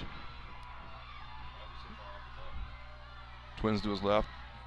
He's going to run out the middle. He's going to run all the way. And he's going to be stuffed at about the 1-yard line. They're not calling timeout right away. So, as we said, they had 3 plays they run it right. That took 8 seconds off. I mean, not because of the play, but they ran it and weren't calling timeout right away. Right. I mean, you call it right away. You can throw a quick one-step pass in a second or two, but now you have 2 seconds left. You can't. Do you kick a field goal, put 3 points on the board here? No. You, I mean, if you look at all their plays that they've run so far, obviously their 5 incompletions didn't get you 2 yards. Everything else was 2 or more. They've run the ball 25 times. 1, 2, 3, 4. 5 of those didn't get 2 or more yards. So, but I mean, it's also a lot more in open space. Sure. I mean, it's tough on the 2-yard line. 2-point conversion is a lot harder to do. Yeah, I feel like. So you say you go for 2, it's a 50% rate is what you're looking for 2 points, right? Well, this is a 3-point play right now. Is it 50% that you get it? No, I think you snap it to Courts. You let him kind of try to slow play it, and then if it's not there, you jump and you throw it over the top. I think the way he's kind of ran the ball, you might just let him do a power run, spread him 5 wide and run up the middle. So we'll see. Yeah, you'll see I'd before be I see, I surprised. guess. Well, I can come this Go way. ahead. No, you're fine. I'll stand between Carl and Jeff. I'll be warm. Depending on what happens here, I don't want to get too close to these guys. That's a good point. I'm in a bad spot. I'm in a bad spot. Courts. This is a good time for that bad snap. It goes right to him. He's going to run over his left. He's going to get in the end zone easy. Courts takes it to the left, into the end zone, and with no time on the clock, he makes it 28-27. So, it was just a design. Courts run. He went left. He ended up in the end zone for the second time for him. And they went 80 yards on that possession in 2 minutes and 15 seconds. So, but again, now scoring with no time left, how big is that 15-yard penalty? Yeah, that's they killed both teams. Hopefully you learn from them. You want to see the extra point? No. He's going to miss this one. Snap it down, kick is up, and by the reaction of the crowd, this is through. So, it was Mount Horeb striking first with 14 to take a 14-0 lead. The Blackhawks answered, cut it to 21-20 before knocking on the door and getting a lead 28-21. The Irish answered right at half with 0 on the scoreboard. The PAT sends us to halftime where we were to start the game. Yeah. All tied up, just like that. What's fantastic is, we had all that excitement, 8 touchdowns, all the yards, all the dramatic plays, only to say, well, we're going to settle this in the next 24 minutes. It's like we're starting over. It gives you guys about 15 minutes or so, maybe a couple extra with extra warmth. Grab some extra popcorn, grab that extra beverage or two, and get tied in. So we're getting yelled at, but that's the coaching staff. You want to talk to them? You can. Yeah. I mean, I don't know what the outburst was, but so. Okay.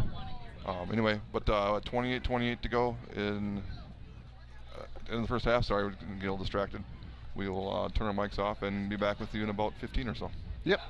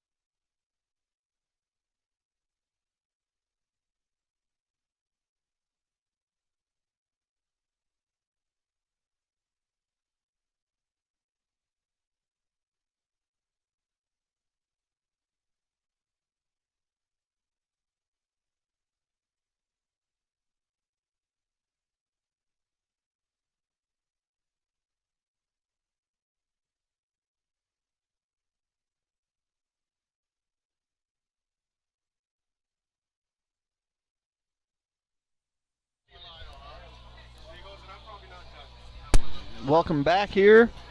Halftime in Freedom. 28-28 after an exciting first half that saw Freedom take a 14-point lead. Baldwin-Woodville storm back and take a 28-21 lead. And then as time expired, Freedom with their last touchdown. Nick, do you want to try to break down the game recap? Yeah, so scoring wise, we got Freedom put on the board first with Drew Court's pass to, I want to say it's 87. 17. 17, okay, so tight end. PAT try was successful, and it was 7-0 Freedom.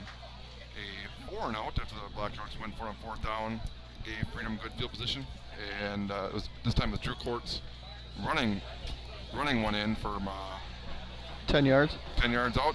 PAT successful, and just like that, it was Freedom 14-0. But then back from the Blackhawks, it was our first one was Gavin Sell to Everts. Yep, 47 yards. And it was a replay of that on the 2-point try for 2, and it was 14-8 Freedom. Then Freedom did score again. This time it was a pass to a different receiver. I want to say number 4. Yep, number 4. Aaron Himble was actually one of the running backs. And the PHE was successful again to make it 21-8. Followed that quickly by a Gavin Sell 50-ish yard run. PAT unsuccessful, made it 21-14. Yep. Blackhawks then turned over the Irish on downs. Quickly it was a pass, a wheel route kind of, if you will, to Taden Haldorf from Gavin Sell again. The 2-point conversion attempt pass fell incomplete. We sat at 21-20 Freedom. Another punt this time by Freedom, and the Blackhawks marched down the field quickly. Strike over the middle to Jimmy Kropelnicki from Gavin Sell, his 3rd passing touchdown of the half. 2-point conversion was successful this time by Taden Haldorf to make it 28-21, and then right before half, Drew Courts ran in his 2nd, and the PAT successful. And somehow, 3.5 hour drive later, a couple hours setup, it's 28-28.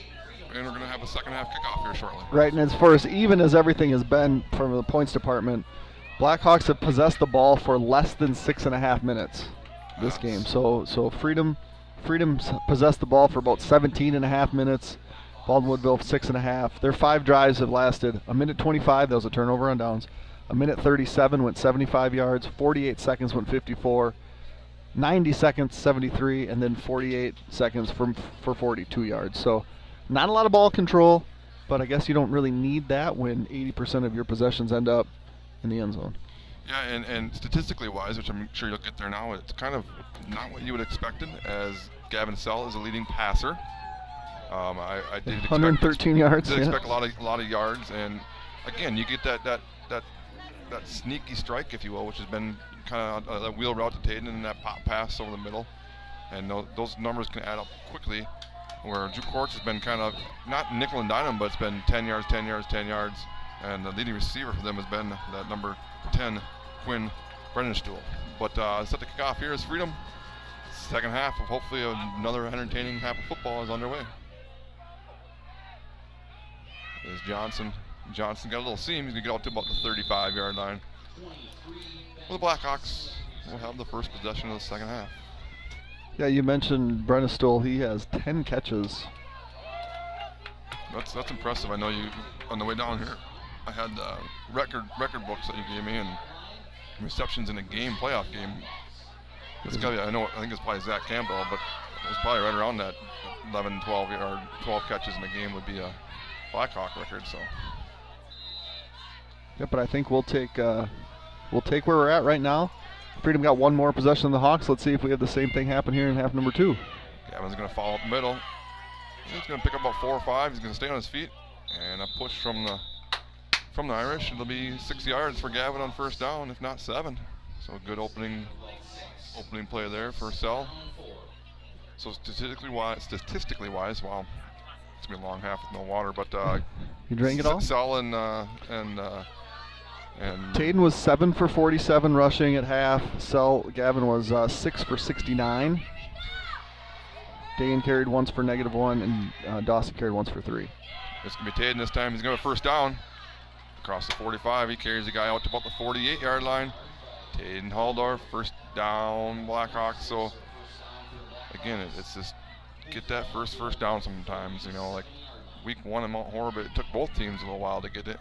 And then once they got it, the numbers started piling up. It was our second possession here where we're trying to get that first down. They look much more comfortable offensively now. Trips to the left. Gavin's going to fake this way. He's going to go deep. He's got Everts just out the reach of Brody Everts. And the threat of the pass has to loosen up the box, right? Correct. I mean, that's what I know Coach Kiefer was talking about, how when Prescott would come out with those 4 to 5 receiver sets, how it would really just open up. And he's like, we're going to try that, and maybe make some passes, honor that, hopefully open up that middle for Halldorf and Sell. Yeah, first incompletion for Gavin there. He was 3 for 3, 113 yards and 3 touchdowns. Pretty efficient. Motion, fake up the middle, goes Gavin. 5, he hits hard, lowers his shoulder, runs hard, gets a solid 6, if not 7 for Gavin on 2nd and 10. So 3rd and 3 for the Blackhawks. They cross midfield into Irish territory with 28 points each in the first half. You got to think this is going to be 4-down territory here. That's a first down. And not only that, but right down in front of us, right at the 50-yard line, when Gavin, I want to say he hit him, that's that big 52, their stud defensive lineman, offensive lineman. He's got a little shoulder stinger. He's not on the field right now? Yeah, he's down here right at the 48-yard line. That's his shoulder. They're kind of calling the trainer over here real quick, and so keep an eye on that. And obviously you don't want to see anyone get hurt, and hopefully for his sake he's just a quick one, but keep an eye on that as Taden Halldorf's going to run this way, run behind the line. Nice lead blocking. He talked about it at keeper's corner. That's number 63. That's a pulling center. That is Will Phelps leading the way. And you got Gavin, all of 5'2". Taden, sorry. He's taller than 5'2". 5'2", hiding behind Will Phelps. It just puts his hand on his hip. Will's not exactly tall either, but he can hide behind him and picks up 5 on first down. Gavin's going to roll out to the right. He's going to throw back. It was underthrown. Oh, good job of jumping down and trying to catch it, but unfortunately, that's incomplete. Looking back to Logan Johnson, I believe, or is that Viendahl? 10 was Logan Johnson. 10 and 20 were right there. No. So 3rd and 5 again now. Yeah, I feel like, we did what we did in the first half, throwing 3 touchdowns on 3 passes. Everything else was running. If we're trying to control the clock, we've done a little bit more of that, but let's not forget where our bread is buttered, right? Trips to the left here. It's going to be a open in the middle. It's going to be someone. It's going to be Taden Halldorf. He's going to pick up a couple. So what that was is it's 3rd and 5. Get us a couple. We got 2 cracks at 5 yards there, and another Irish guy down. And that's not, nope. 52 still down here on his knees, raising his right arm, and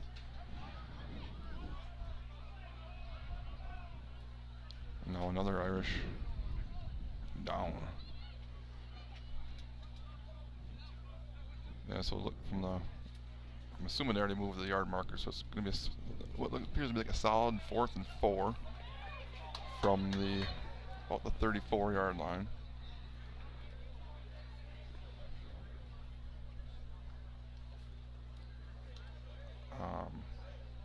I'd be surprised if we didn't have some kind of hard motion again onto motion, see what they got, and into a play. So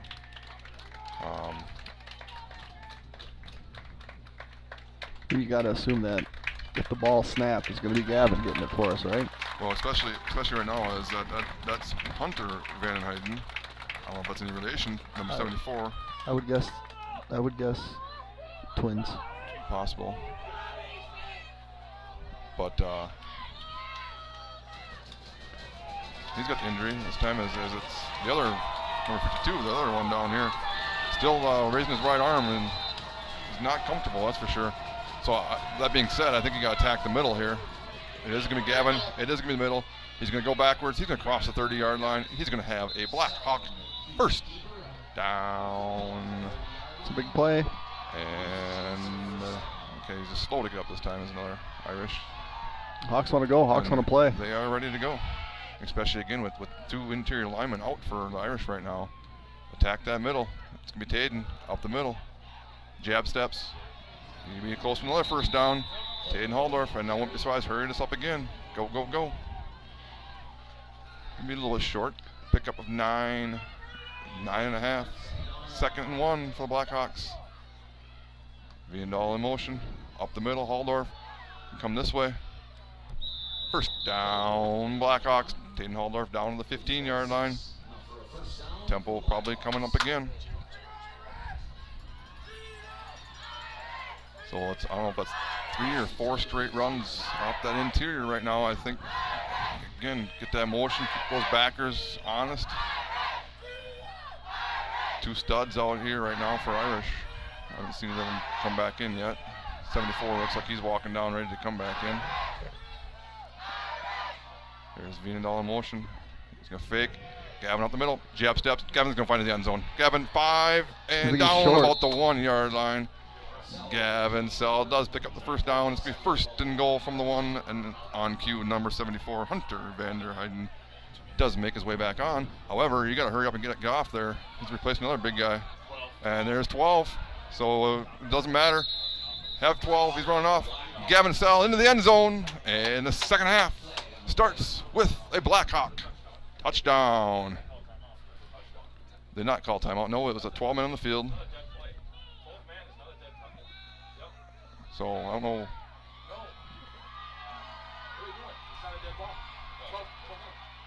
What do we? Did they signal it or what? Illegal substitution. There it is. Illegal substitution on the offense. What? Huh? I think he pointed. I just think he pointed the wrong direction. I think he's misinformed here. He did say illegal substitution on the white. There it is. Illegal substitution. There it is. On the Irish. Obviously can be declined. Touchdown is successful. Gavin Sell into the end zone. And some people just need to take a little chill and relax. Okay, what do we got going on now? We got what this call it. We're gonna call this a 2-point conversion attempt. It's gonna be this new thing called a spice package. They might snap it to the quarterback, or they might snap it to number 2 over here as a running back. And it goes Taden's way. He's gonna go wide. Taden gonna go around the edge, and here comes that flag. So don't get too excited here. Yeah, it's a flag. Don't get too excited. Yeah, that was pretty obvious. This time when he points against, I think Gavin said we're gonna go for 1 here. He turned and said 1. So now with it being, here comes our. I don't know what one of our coaches yelled something, and our fan did, and now their fans are yelling back at them. So again, the WIA good sportsmanship, we were told. Right. Yeah. So now they did run out the tee, but now we're still going. They call them back. So basically, essentially a 4th and 12 or 4th and 13. Sorry. Yeah, I don't love this. Trips to the right. I don't love this because draw. Here's your draw. We haven't ran it yet today. Oh, not with the motion coming this way. Trying to get 5 yards back. Sprint out to the right. He's going to buy some time. He's going back this way. Try and buy some more time. He's going to get a little tired. Buy some more time. And he's going to throw it deep. He's got a couple guys. Unfortunately, it is knocked down. And Gavin runs around. The 2-point conversion is knocked down, but the Blackhawks do strike first and lead again. It's 34-28. Flagship Ford is your source for new and used Ford cars, trucks, SUV parts, service, and more in the Baldwin area. Our goal is to provide the best possible service to our customers and make sure your car buying experience is second to none. We're conveniently located at 850 Fern Drive in Baldwin. Firearm Langer is a CPA firm with offices in Baldwin, Ellsworth, and River Falls. At Firearm Langer, our clients are our top priority. We offer the skills and expertise of a large CPA firm combined with the personal attention and responsiveness of a smaller firm. When you partner with us, we take the time to get to know you, understand your goals, and build a lasting professional relationship. We invite you to turn to us at Firearm Langer for bookkeeping services, payroll services, financial projections, tax preparation, tax planning, and all of your accounting and tax needs. So it was over 3.5 minute drive, 3 minutes 36 seconds, and 6 points on the board for the Blackhawks. And it was a little confusion there. I saw after the penalty, thought I saw Gavin turn and say we'll go for one now, and I thought I saw Wes Chapin coming out, and then next thing you know, turn him back, and especially with a team that likes to go for one. I think maybe that one might take be the one. But I don't know. We've I'm not going to second guess. we got turned over on downs on our first possession. We've scored 5 straight. High short kick takes a high bounce. It is fielded. There's Coming a this way. seam. Yeah. Across the 40 to the 44-yard line. That's number 4. That was Aaron Humble. He's the one that has a touchdown reception. And Freedom will have good field position for their first possession of the second half. What do you say? That's about the 44-yard line. 44? Yep. So it does appear that 52, the right tackle, is back out there now too. And both 74, so both Van and Heidens are back out there. So good news for the Irish there. Snap, little toss to the left. Gonna try and bounce outside. He gets the edge, but he's only got about 2 or 3. That was number 4, Hamble.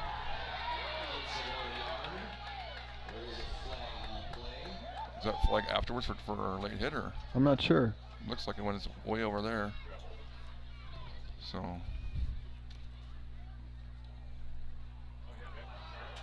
Oh, no. That's on number 4. That's going to be number 4. 4 kicked him afterwards. Holy cow. Really? Yes. Watch this.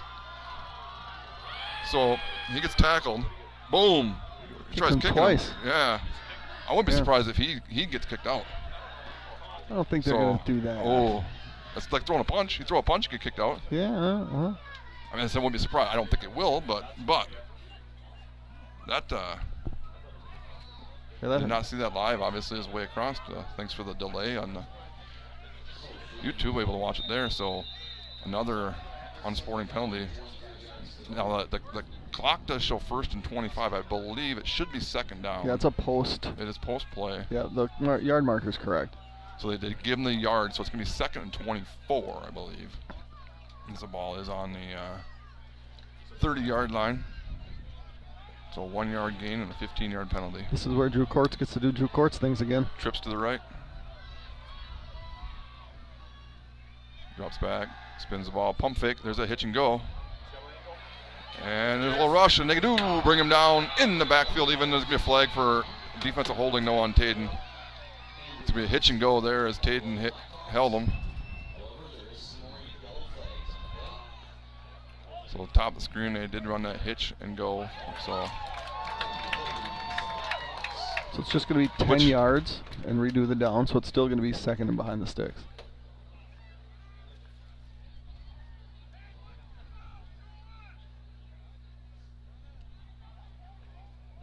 They give him 5. Still 2nd down, though. It's not automatic 1st down on Friday nights. Do replay the down, though, so 7:53 to go here in the 3rd quarter. Blackhawks leading by 6 after open the second half. Touchdown drive. Twins to the right. Fake toss is going to be kept in the middle. And he gets spun around a couple times. And it's going to be a gang tackle. It's going to be 3rd and about 15 or so for the Irish on their opening possession in the second half. So, Courts with the fake toss there. 3rd and 16 now. So now you got to be thinking draw, screen, quarterback scramble around, hitch and go again. Don't get beat deep. Gavin's pointing Logan to the right. He's kind of sneaking over this way to the trips to be the high side here. Screen pass it is. He's going to get brought from behind. Jimmy Kropelnicki, I believe it is again. Jimmy Kropelnicki, a great play yet again. Have a day. Screen pass. He felt it. Something's weird here. Turned around and runs him down. So again, this wide formation, they're going to protect as long as they can. Snap. He holds, and the punt is off. End over end punt, gonna bounce. And a great bounce for the Irish. We'll back up the Blackhawks somewhere back there. But with 6:34 to go, the Blackhawks get a stop. They now have the ball, leading by 6. St. Clair Garage Doors provides Western Wisconsin with top quality garage door sales, service, and installation. We proudly serve Baldwin, Woodville, Hudson, Richmond, River Falls, Stillwater, Menominee, and surrounding areas. Give Brian a call today at 715-781-8989 for a quote, install, or service. Nielsen's Foods has been serving communities since 1903. We offer full-service caribou, coffee, bakery, deli, and meat departments. We pride ourselves with our award-winning Nielsen's Market Meats and our friendly staff. Nielsen's vision is to build a strong family of customers and employees by delivering superior service to our customers, offering employee growth opportunities, reinvesting in our stores, and serving in our communities. So 1st and 10 from their own 10 now. Blackhawks. Gavin's going to follow to the right. He's going to get about 5 or so out to the 15. Give yourself a little room there, and you might be starting from your own 11, so that might only be a gain of 4 for Gavin. Again, no hash marks. Even before our field turf, we didn't have the luxury of having hash marks on King Field. Makes things so much nicer. Coach Nelson used to come paint the hash marks on the sidelines, and I think on the hashes too. So we had not as nice as they are now, obviously, but. Twins way to the left. It's going to be Taden off to the left. Good kick-out block. He cuts it up the middle. He's going to backpedal. He's going to be darn close to a first down. And by the way, the far ref is crossing and pointing. It is a first down, Blackhawks. Taden Halldorf keeps those feet going. What'd you say they've given up for points this year? Did you have that? Yeah, 175. So about 10 a game. So just, yeah, 12 a game or so, yeah, somewhere in there. And they had one game too where it was Fox Valley 43-42 in overtime. So they take away that one game and 130 points. So Gavin makes the first guy miss, jabs, and he's going to backpedal. Darn close to another first down. Give him about 9 or so on 1st and 10, and they inch closer, and they might give him actually 10. And they do. Them? They are. So.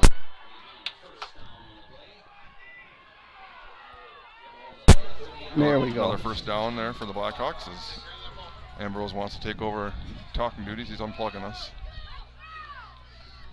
Not a bad idea there, but 1st and 10 Blackhawks. Twins to the right. Gavin fakes. He's going to run to the right. And he's got a little room. He's going to backpedal to about the 40 now. That's going to be about 9. That's going to be a second short. So it's now kind of coming into our view here. It's almost 40 yards here to start the drive. 30 yards. Sorry, right? 30 yards. Started at their own 10. And some of that time of possession coming now. Again, after an opening possession stop by the Irish, they kind of got to be wondering what's hitting them here. Halldorf is going to be stopped or be really close there. They might have to spot this one and mark it, which. God, I think he might. He did. That's a good spot, I believe. If you're a Blackhawk fan, that is. White hat signals first down. And at 4:15 and counting to go, Blackhawks have another first down. So if nothing else right now, you just bought 30 yards. You ate up some time. You know, giving your defense a little rest. And again, punching them in the mouth right now. Yep. Trips to the left.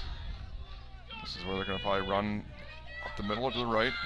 Run away from it. He fakes this way. Gavin's going to go to the right.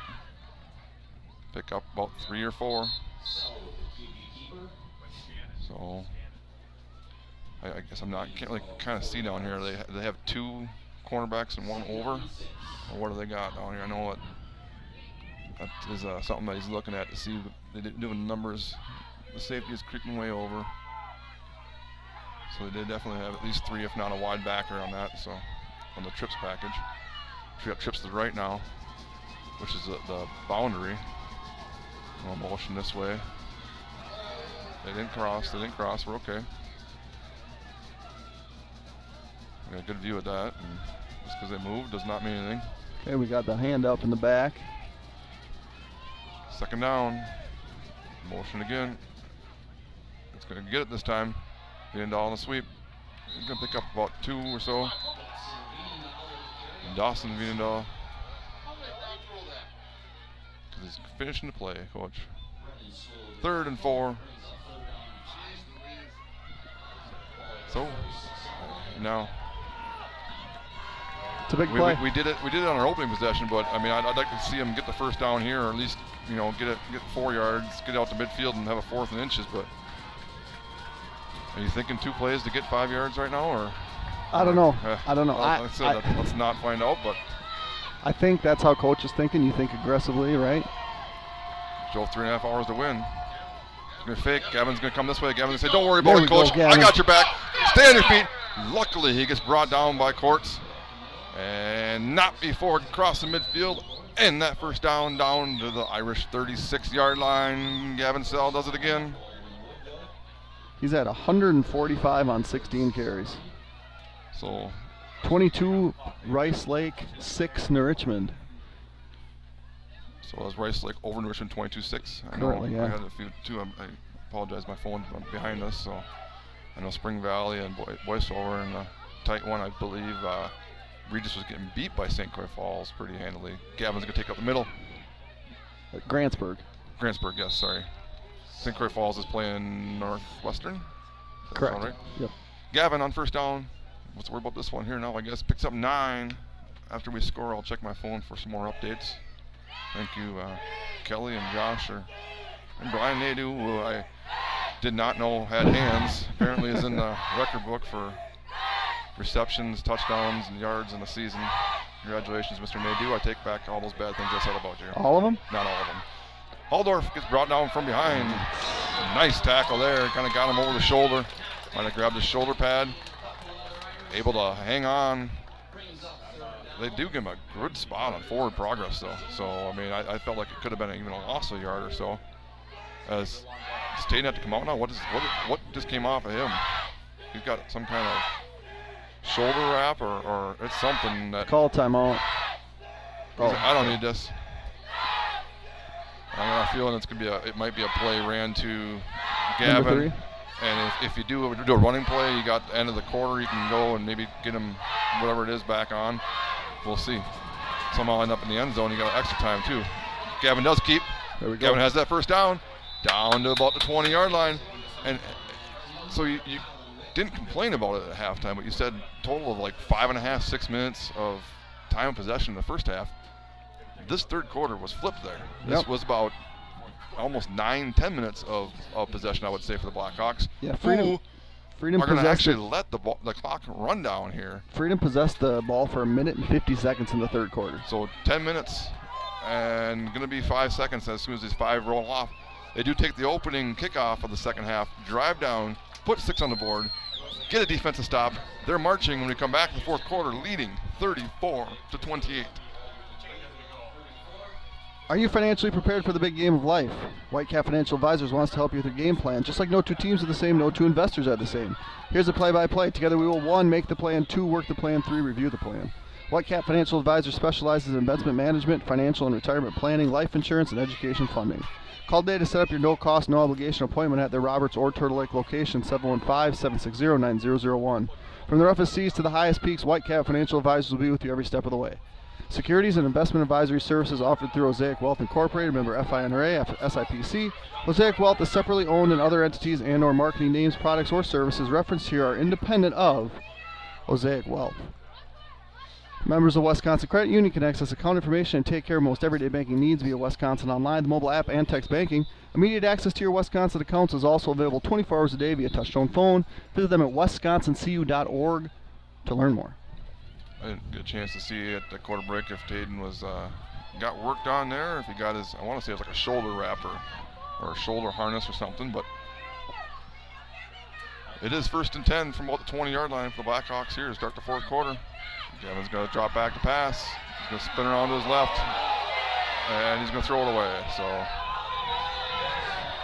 and as we were kind of reminded about the WIA sportsmanship, I guess it's okay to yell at refs. So anyway, Yeah, I will make. Couple of quick ones at halftime here. We got big goal line stand by Spring Valley, but Boyceville leads 14-6. We said Rice Lake 19-6. Mount Horeb was down 7-0 at halftime. So Mount Horeb was down at half. 7-0. So 2nd and 10 now. See, as much as I love passing, I just keep running the ball.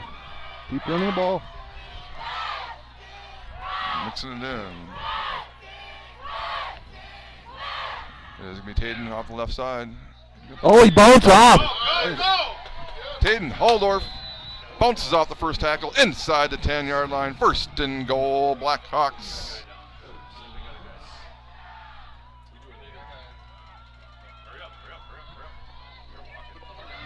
And they're going quick again. Don't let them get comfortable. Dane's in motion. Haldorf up the middle. Can he find the end zone rushing? And here comes a flag. So I don't know who that's going to be on. No, it's going to be a hold against. It's got to be a hold, okay. Right? Yeah. Anytime that flag's thrown there. It was Grantsburg 31-8 over Regis right now. So Grantsburg. I'm sure there's a lot of people that really don't like to see Regis get beat. Can you sense my sarcasm? I just paused. I don't know. I'm sure there are a lot of Regis fans that want to see them win. They did move up a class, correct? Yeah, they're probably Yankees fans and Cowboys fans and Lakers fans and Duke Blue Devil fans. Yeah. So penalty still 1st down. 1st and I think about 19 or so. Motion, little delayed snap. He's gonna throw it. He's rolling out to the right. He's got Logan. He does jump throw it. It's dangerous. Touchdown! Brody Everts! Somehow this is dangerous. Do not do that. However, Brody Everts goes up and gets it. And just how you drew it up, somewhere on Madden. Yeah, you don't do that. Here's a huge 2-point conversion now. 11:06 to go in the 4th quarter. Leading by 12. Brody Everts, the 2nd time, goes up and gets it.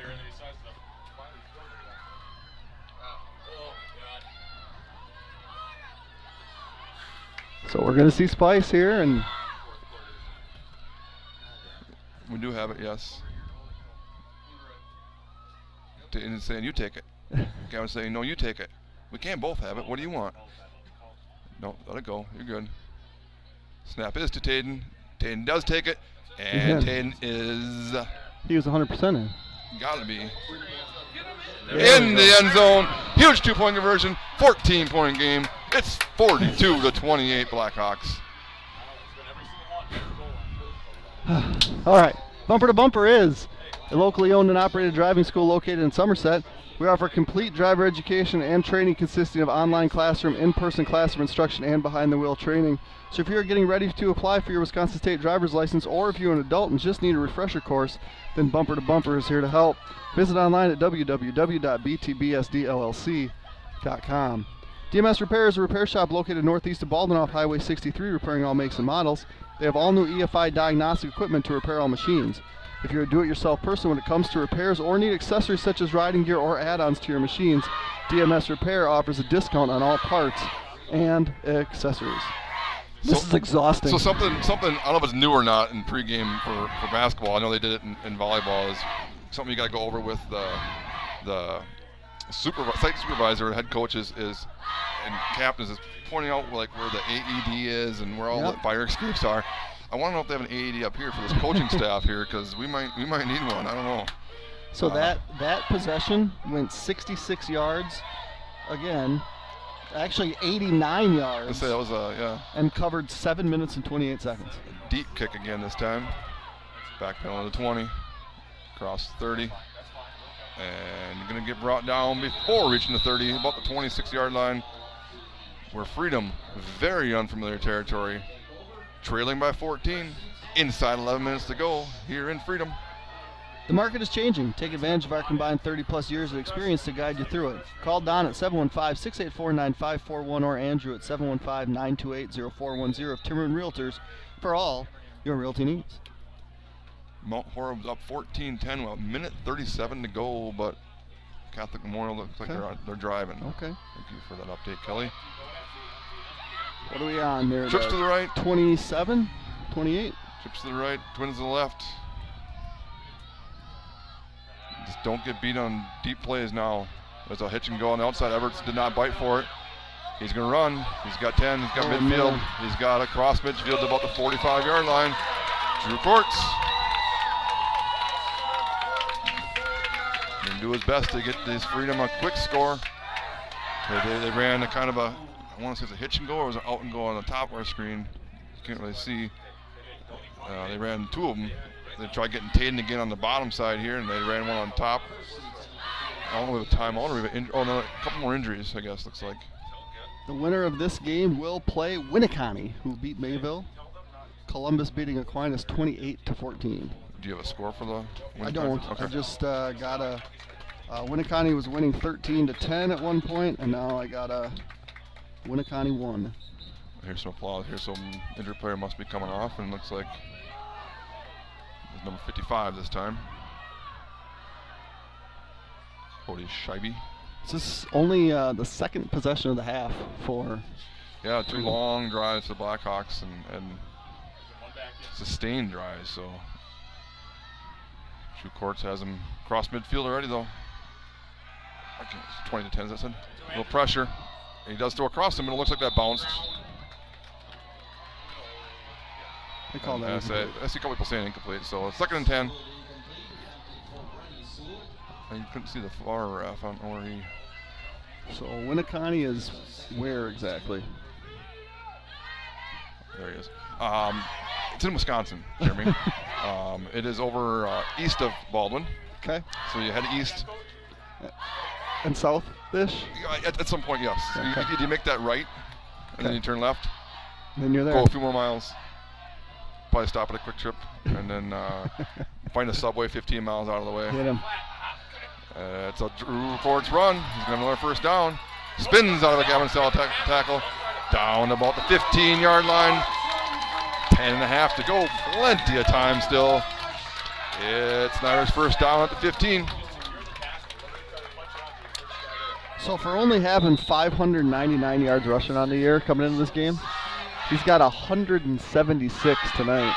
Yeah, I mean, if you'd on the way down here, if you'd have said that he's out rushing Gavin and Gavin's out throwing him, I'd have been like, yeah, I don't think so. It probably wouldn't have been a good sign for the Blackhawks. He throws corner of the end zone, turn around. Murdoch makes this tackle before getting the end zone. If he turns around, he might have a chance at that one. Murdoch out in coverage there. It's be 1st and goal from the 1, and don't blink as Freedom marching right down again. I have no idea who caught that pass.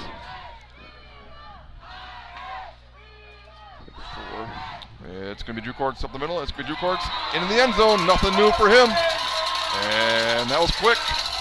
10-11 to go in the 4th quarter. Back to a 1-score game. Drew Courts, I believe that was his 3rd rushing touchdown of the game. You said 10-11?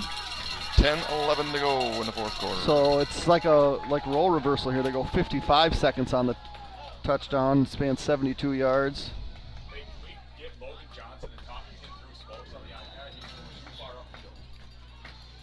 So, quick answer there as it was a double-digit lead.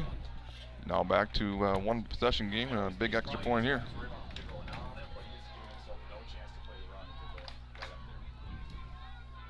Snap is good. Spots down. It is between the uprights. It's 42-35 with 10-11 to go. Lakes Gas, your local family-owned propane company, has been serving the area for over 65 years.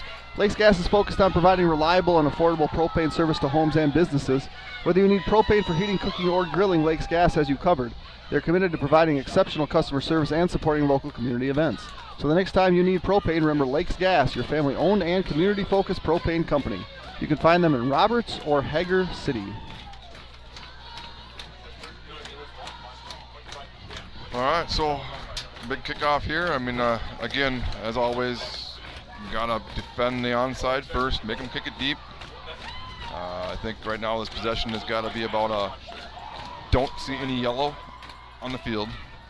play Right. penalty-free ball. Don't get any kind of holdings or stupid penalties.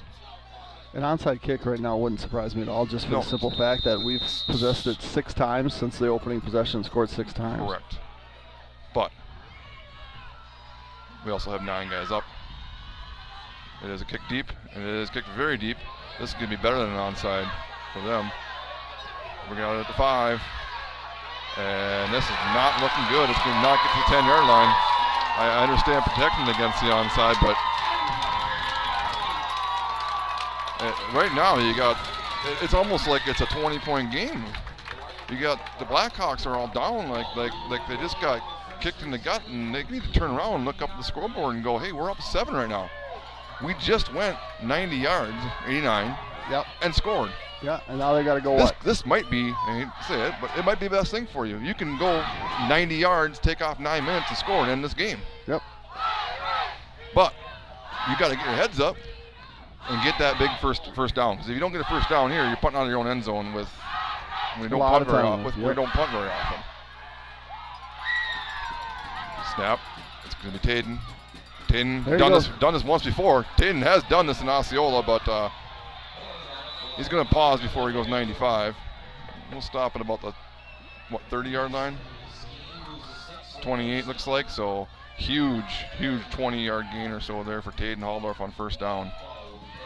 Some breathing room there. Clock inside of 10 minutes now. So it's going to be, I think, especially after that pass, that touchdown pass. It was a touchdown pass, don't get me wrong, but it's going to be a heavy dose of Taden Halldorf, Gavin Sell, mixing in a little body wash with Dane Train Vienendahl on a speed sweep. Taden up the middle. Lowers his shoulder, gets about 5, maybe 6. Whistles are blowing. 2nd and 4.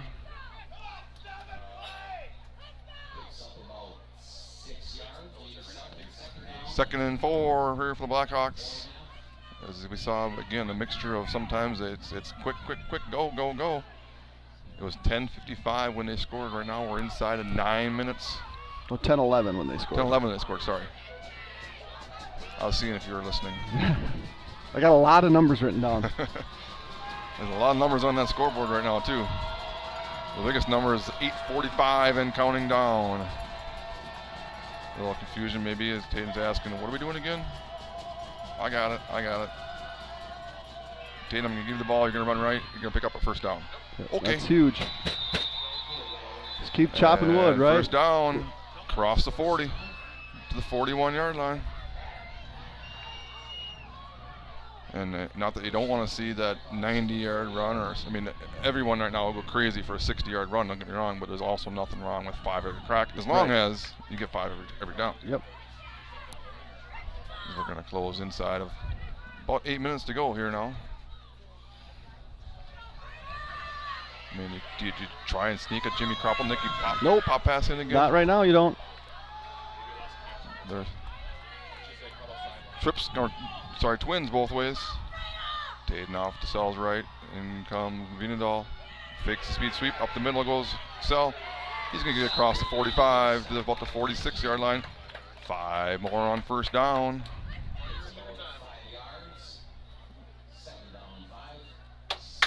Nice solid first down again. So here's where that wear and tear of the second half, I hope, is starting to kick in. It's the Henry effect for Baltimore, where he just runs and runs and runs, yep. And then second half he busts them. So 2nd and 5. I'm not comparing these guys to King Henry. King Henry though. Taden going to spin around, going to be about a yard or 2 shy on 3rd and 2. It'll be inside of 7 minutes. Here's a big 3rd down. It's going to be a long snap. You can't really burn a timeout right now, I don't think. You got to keep them in your back pocket. Yep. And we are taking our time. So in taking your time, it's a lot harder to run a hard count, especially when you're running motion and stuff and having to reset. 3rd and 2, I'd be really surprised if it goes anywhere it's other than number 2 or 3. It's belly. It's power left. Caden switching back and forth. Hand is up. And here comes the motion. Fake. Gavin's going to go left. Gavin's going to cross that yard marker. Across midfield. Down to about the 45-yard line. First down, Blackhawks. 6:23 to go. And start the clock. Winneconne is south of Freedom, closer to Oshkosh. I told you. Go right and then go south. Yeah, something like East and that. south. But the game, now to reiterate, they will not be in Winneconne. They'll be somewhere between Winneconne and one of these two towns. Correct. Sorry, Carl. I'm all over the place. I can't sit still. You're dancing with Carl. Wouldn't be the first time. Coming this way, Gavin fakes and keeps. Going to pick up about 2 or so. 1.5 yards, 2 yards. 2nd and 8. 5:43 to go in the 4th quarter. Gavin's carried it 21 times for 175 yards. Caden's carried it 20 times for 132 yards. So 46 carries for 300 yards. Yep. And all 4 completions have gone for touchdowns. Yeah, I don't know why he's throwing the ball into the ground then. Smart. I don't think there'll be much throwing right now. 5 minutes to go, just over 5 minutes. Long drive here for Blackhawks. Viendal's coming in motion. QB sweep. Gets the edge. Gets a block. Stay in bounds. Gonna get a first down. Gonna run out of bounds, but he picks up the first down. As much as you want him to stay in bounds, it's gonna be a holding against the Blackhawks. So now I don't know where the penalty's at, but it's gonna be 10 yards from the spot. And so 10 yards from there, it's gonna be 2nd and about 13 or so. 2nd and 12. So it was down. It was way downfield. Yeah. Yep. Wow. And the clock was running, so it should run again, I believe, on 2nd down.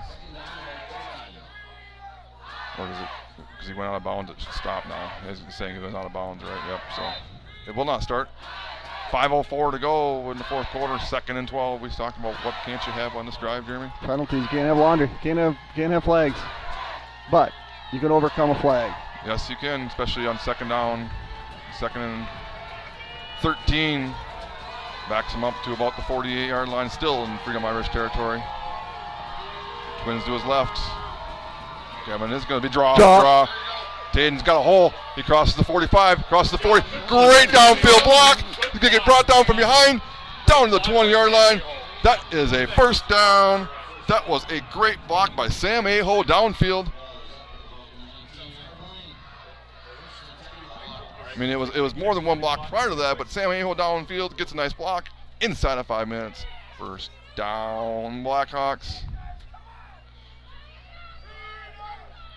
The Irish crowd here cheering on their players to get a stop somehow, some way. You know, now it's not only we can't have yellow on the ground, we can't have any brown on the ground either. So don't ever say that again. I didn't say. Taden up the middle. Going to pick up about 5 or so. So with closing in, it's going to be inside of 4 minutes now. I mean, it's not only timeout when you start calling, but you need a stop here because it's tough to score twice in 3 minutes. I mean, if the Blackhawks were to score, it's going to be right around that 2 to 3 minute mark. And I mean, are they kind of taking their time here? Gonna maybe burn timeout yourself? Nope. They're very precious at this point. So we got the 10-second count. This came up now. Snap. Off the middle of Haldorf. He's going to bounce it out to the edge. Switches the ball to the right hand. He gets the edge. He cuts it upside. He's going to get brought down. I believe he's going to be first down for sure. And this will be down about the 1 yard line or so with 3:29 to go. Caden Haldorf. I mean, you never not want to punch it in the end zone, but I mean, if you could take 3 plays right now to do it, it'd be the best. Wow. But even I mean, it's going to be inside 3 minutes. If they're not calling timeout now, it'll be inside 3 before you snap it. Gavin's going to just run this one in.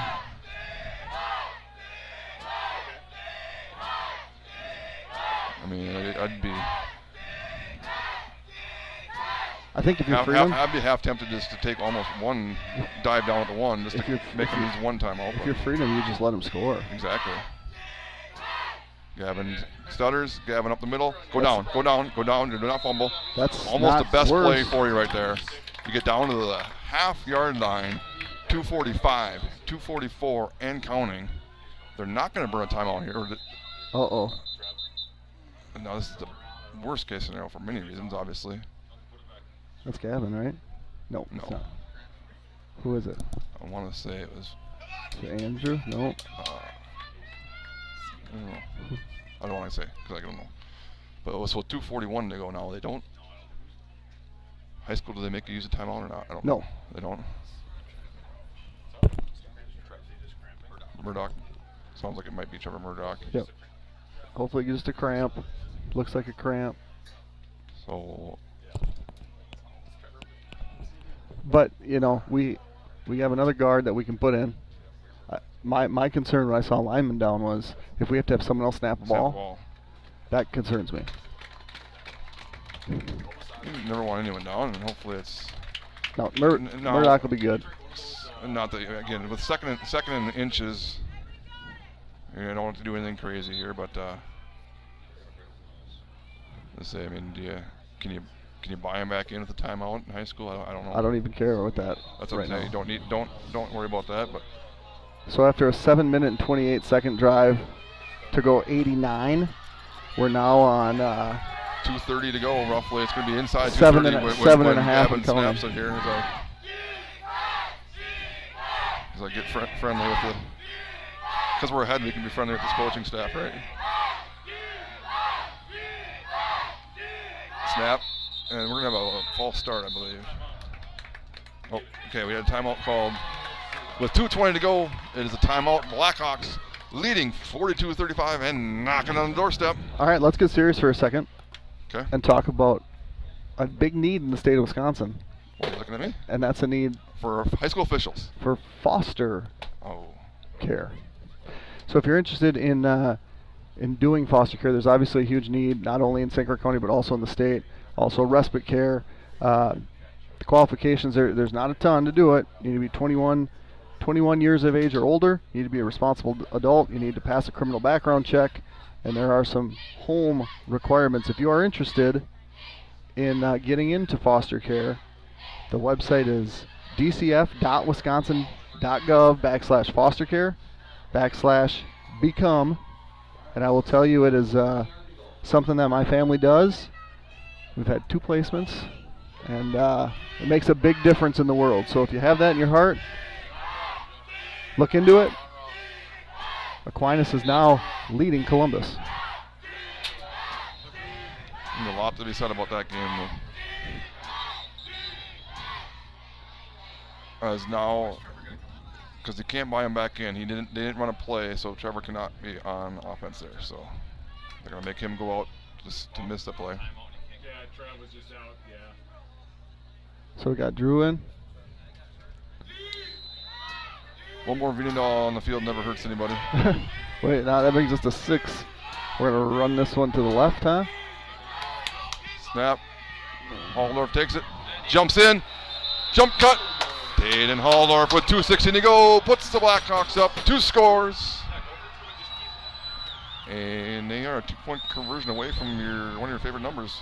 50 burger. 50 burger. Let's do it. So 2:16 to go. 2 possession lead. Looking ahead, it's 3 timeouts remaining for Freedom.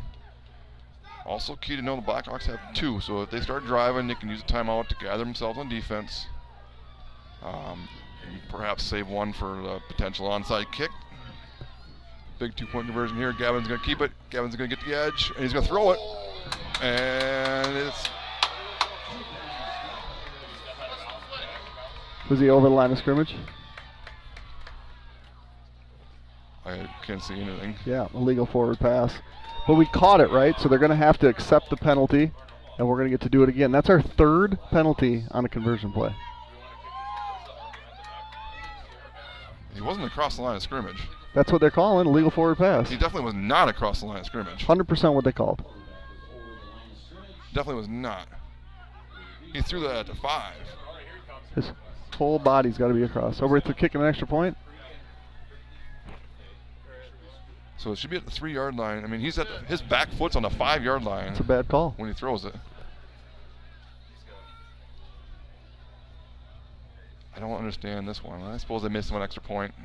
Make him make 2 extra points, but they put them both through. I mean, you're going to go for 2 from the 13. Why don't you do it from the 8?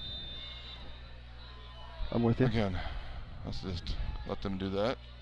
Snap is high, right into the hands.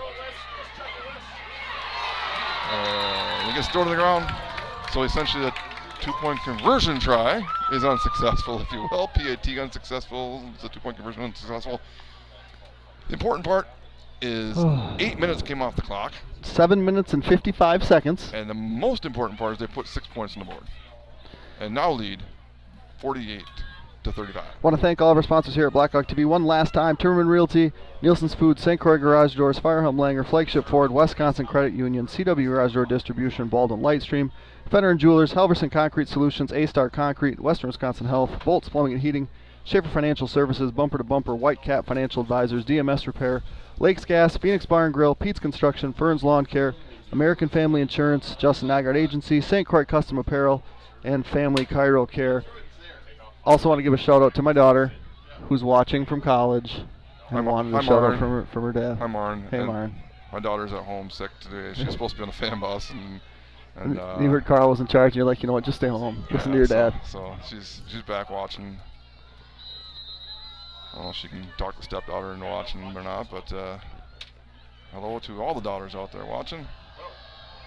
And I apologize, it was a 13-point lead, which is smart to then go for the 1 point. I was thinking it was just a 12-point lead, but it was a 13, so try and make it 14 there, which is the right call. That being said, Freedom will have the ball. 1st and 10 from 39, needing 2 touchdowns and 1 successful PAT to tie. So you're taking a shot, though, right away. I mean, well, if you find taking a shot, you got to go. Taking 4 shots. Yeah, I mean, you got to go at least a 10-yard crossing route, so you got to hitch and goes again. Yep. And you got out and up, and you got to have something crossing. We got to get our guys set defensively. We look discombobulated back here. We have 2 safeties back now.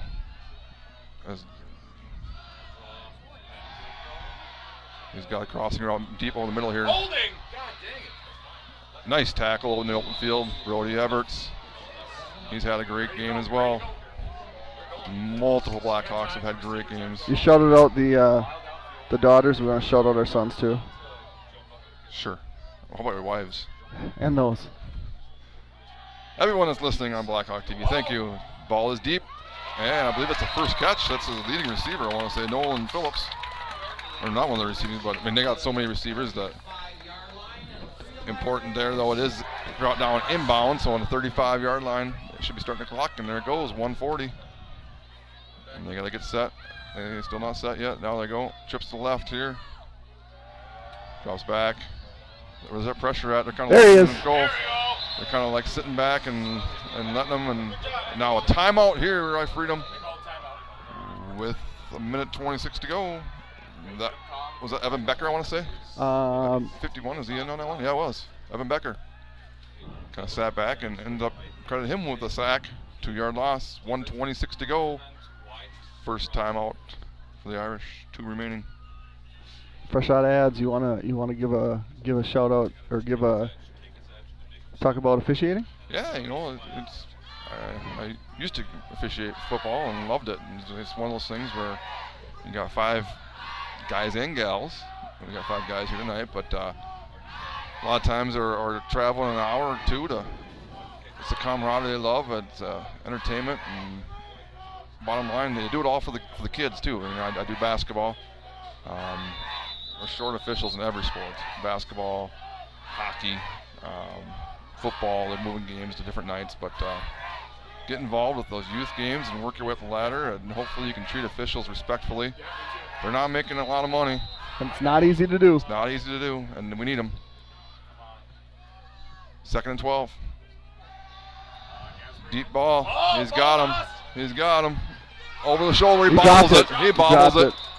That was a great looking ball. almost hauled in there, number 7. That was Jack Bonnet. That was Dawson Viandahl on the coverage. Decent coverage.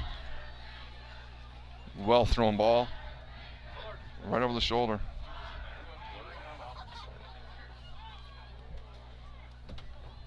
So right now, I mean, like, when I was watching a little bit of Prescott, their free safeties were almost 25, 30 yards deep. I'd like to see that right now. A little out on 3rd and 13. There, you know, at that point, there's like we need to pick up a first down here, and there's a holding too. So you decline. Yeah, you think you make them go one play? You decline.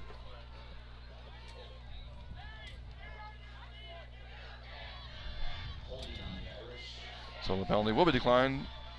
74 seconds to go.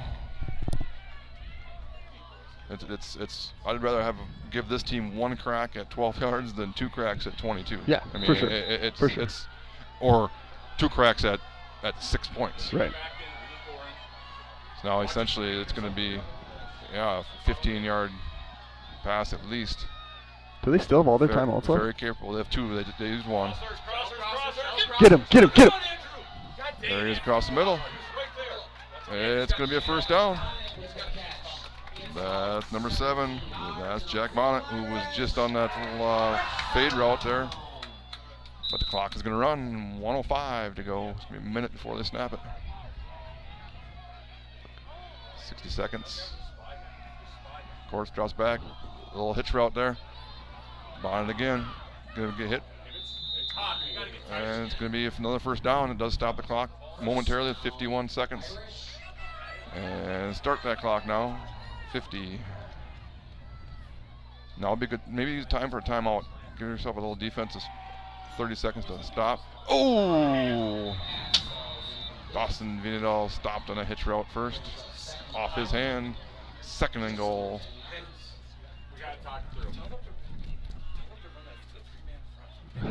You got 41 seconds left. We should run a 3-man. Just have 2 spies, linebackers watching them, and they drop into the. We don't know where to collect. So I guess. Well, right now our issue is remember back in like 3rd and 4th grade, we were playing on sand and drawing plays in there. Yeah, we need some sand up here, or give the guy a piece of paper or something at least. And I think, and that, like I say, so use the timeout. I was trying to say, use the timeout here. You got to save 1 for the onside kick, I think. You know, to see kind of how they line up, but use 1 here to gather yourself, talk over how you want to defend this. You know, maybe you got time to draw this in the sand up here, guys. I don't know. And bottom line is 41 seconds left. They have 2 timeouts remaining is all. And still need to score the first time, and then have to have a successful kick. But now, I mean, was it Somerset last year, kind of fall, I want to say? Was it round 1 or round 2 when Somerset scored and got the onside kick and then scored again? First round. So, I mean, don't look away right now. Don't think anything is in the books until that clock hits 0 with a good timer. The clock might not work sometimes. The clock just keeps running. Yeah. You got or no clock in the second or half. Doesn't run. I mean, that happens too. So, 2nd and 8, 41 seconds to go. We got to take away the slants, the shallow cross, because the hitches, the quarterback runs on was like 15 plays, and the Gavin with the little press. Just the middle. So, some pressure up the middle made it uncomfortable. 3rd and goal. That was a good call. Now they're expecting Gavin to come. The ball's going to come out quicker. That's fine. I mean, it's again, so. They came out quick. 3rd and 8. They're taking plenty of time, and you can take that time though with the incomplete pass. Yep. 3rd and 8. Trips to the right. Gavin's not coming this time. What do you say right now? 37 seconds left. Drops back. Does have time over the middle. Incomplete. Good play by Brody. Brody Everts again. And it's 4th and goal with 33 seconds to go now. And I mean, right now, time wants to do much good in your back pocket if you're an Irish. I mean, you might have to burn one here just to. You need to score. This is your season right here if you're an Irish. 13-point game. 33 seconds left. Half moon in the background. Trips to the right. And here comes a flag comes flying in, and Jimmy Kropelnicki gets pressure. And a block in the back. Gavin Sell's going to make the tackle at the 12-yard line. Let's see what the flag is. The flag's got to be a hold on the offense, right? He's pointing this way. So with 23 seconds left, it's going to be a personal foul, face mask against the Irish. Game over. And that'll be declined. There'll be a turnover on downs. 3.5-hour drive here. Wasn't too bad. Oh, yeah, baby! It's going to be a 3.5-hour ride back. Very, as they're going to get the picture taken. I don't think their fans in front of them are very happy with sportsmanship by the coaching staff here. I don't know. I didn't hear anything bad, but. No, it was a hug. It was Furman and Jeff hugging me at the same time, and then her turning her camera to take a picture of it. Yeah, sure. So it's going to be, I mean, 1 or 3 kneel downs here, so depending on how long they want to prolong this, I think it's usually just 1. It's not going to make them do it 3 times. It is a kneel down. Great game by both teams. Again, Mount Horror, but Freedom striking early, scoring twice, getting ahead 14-0. Unfortunately for them, it was a lot of Blackhawk that I don't say they weren't ready for or not, but just the offense that the Blackhawks did. When you can come down here, drive 3.5 hours, and put up 48 points, that's pretty darn impressive, Jeremy Nygaard. Yeah, for sure. And it took everything that Baldwin Woodville had to hold on.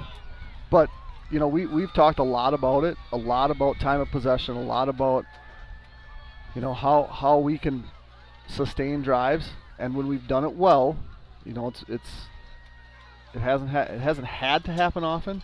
Tonight it had to happen twice, and one was a 7.5-minute drive, and one was a almost 8-minute drive, and that was the difference in the game.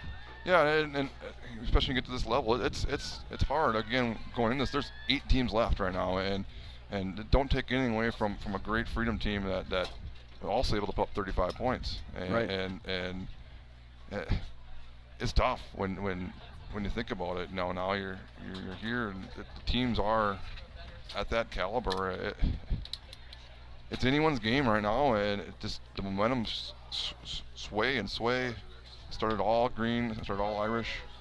Blackhawks kind of took a little control there in the first half, and then kind of second half again with some sustained drives took a lot away from the Irish team, I believe. So next week, state semifinal in a to-be-determined location will be the Baldwinville Blackhawks facing Winneconne for the first time since the state semifinal in 1987. So in 1987, these two teams faced off. Baldwin Woodville won 46-24.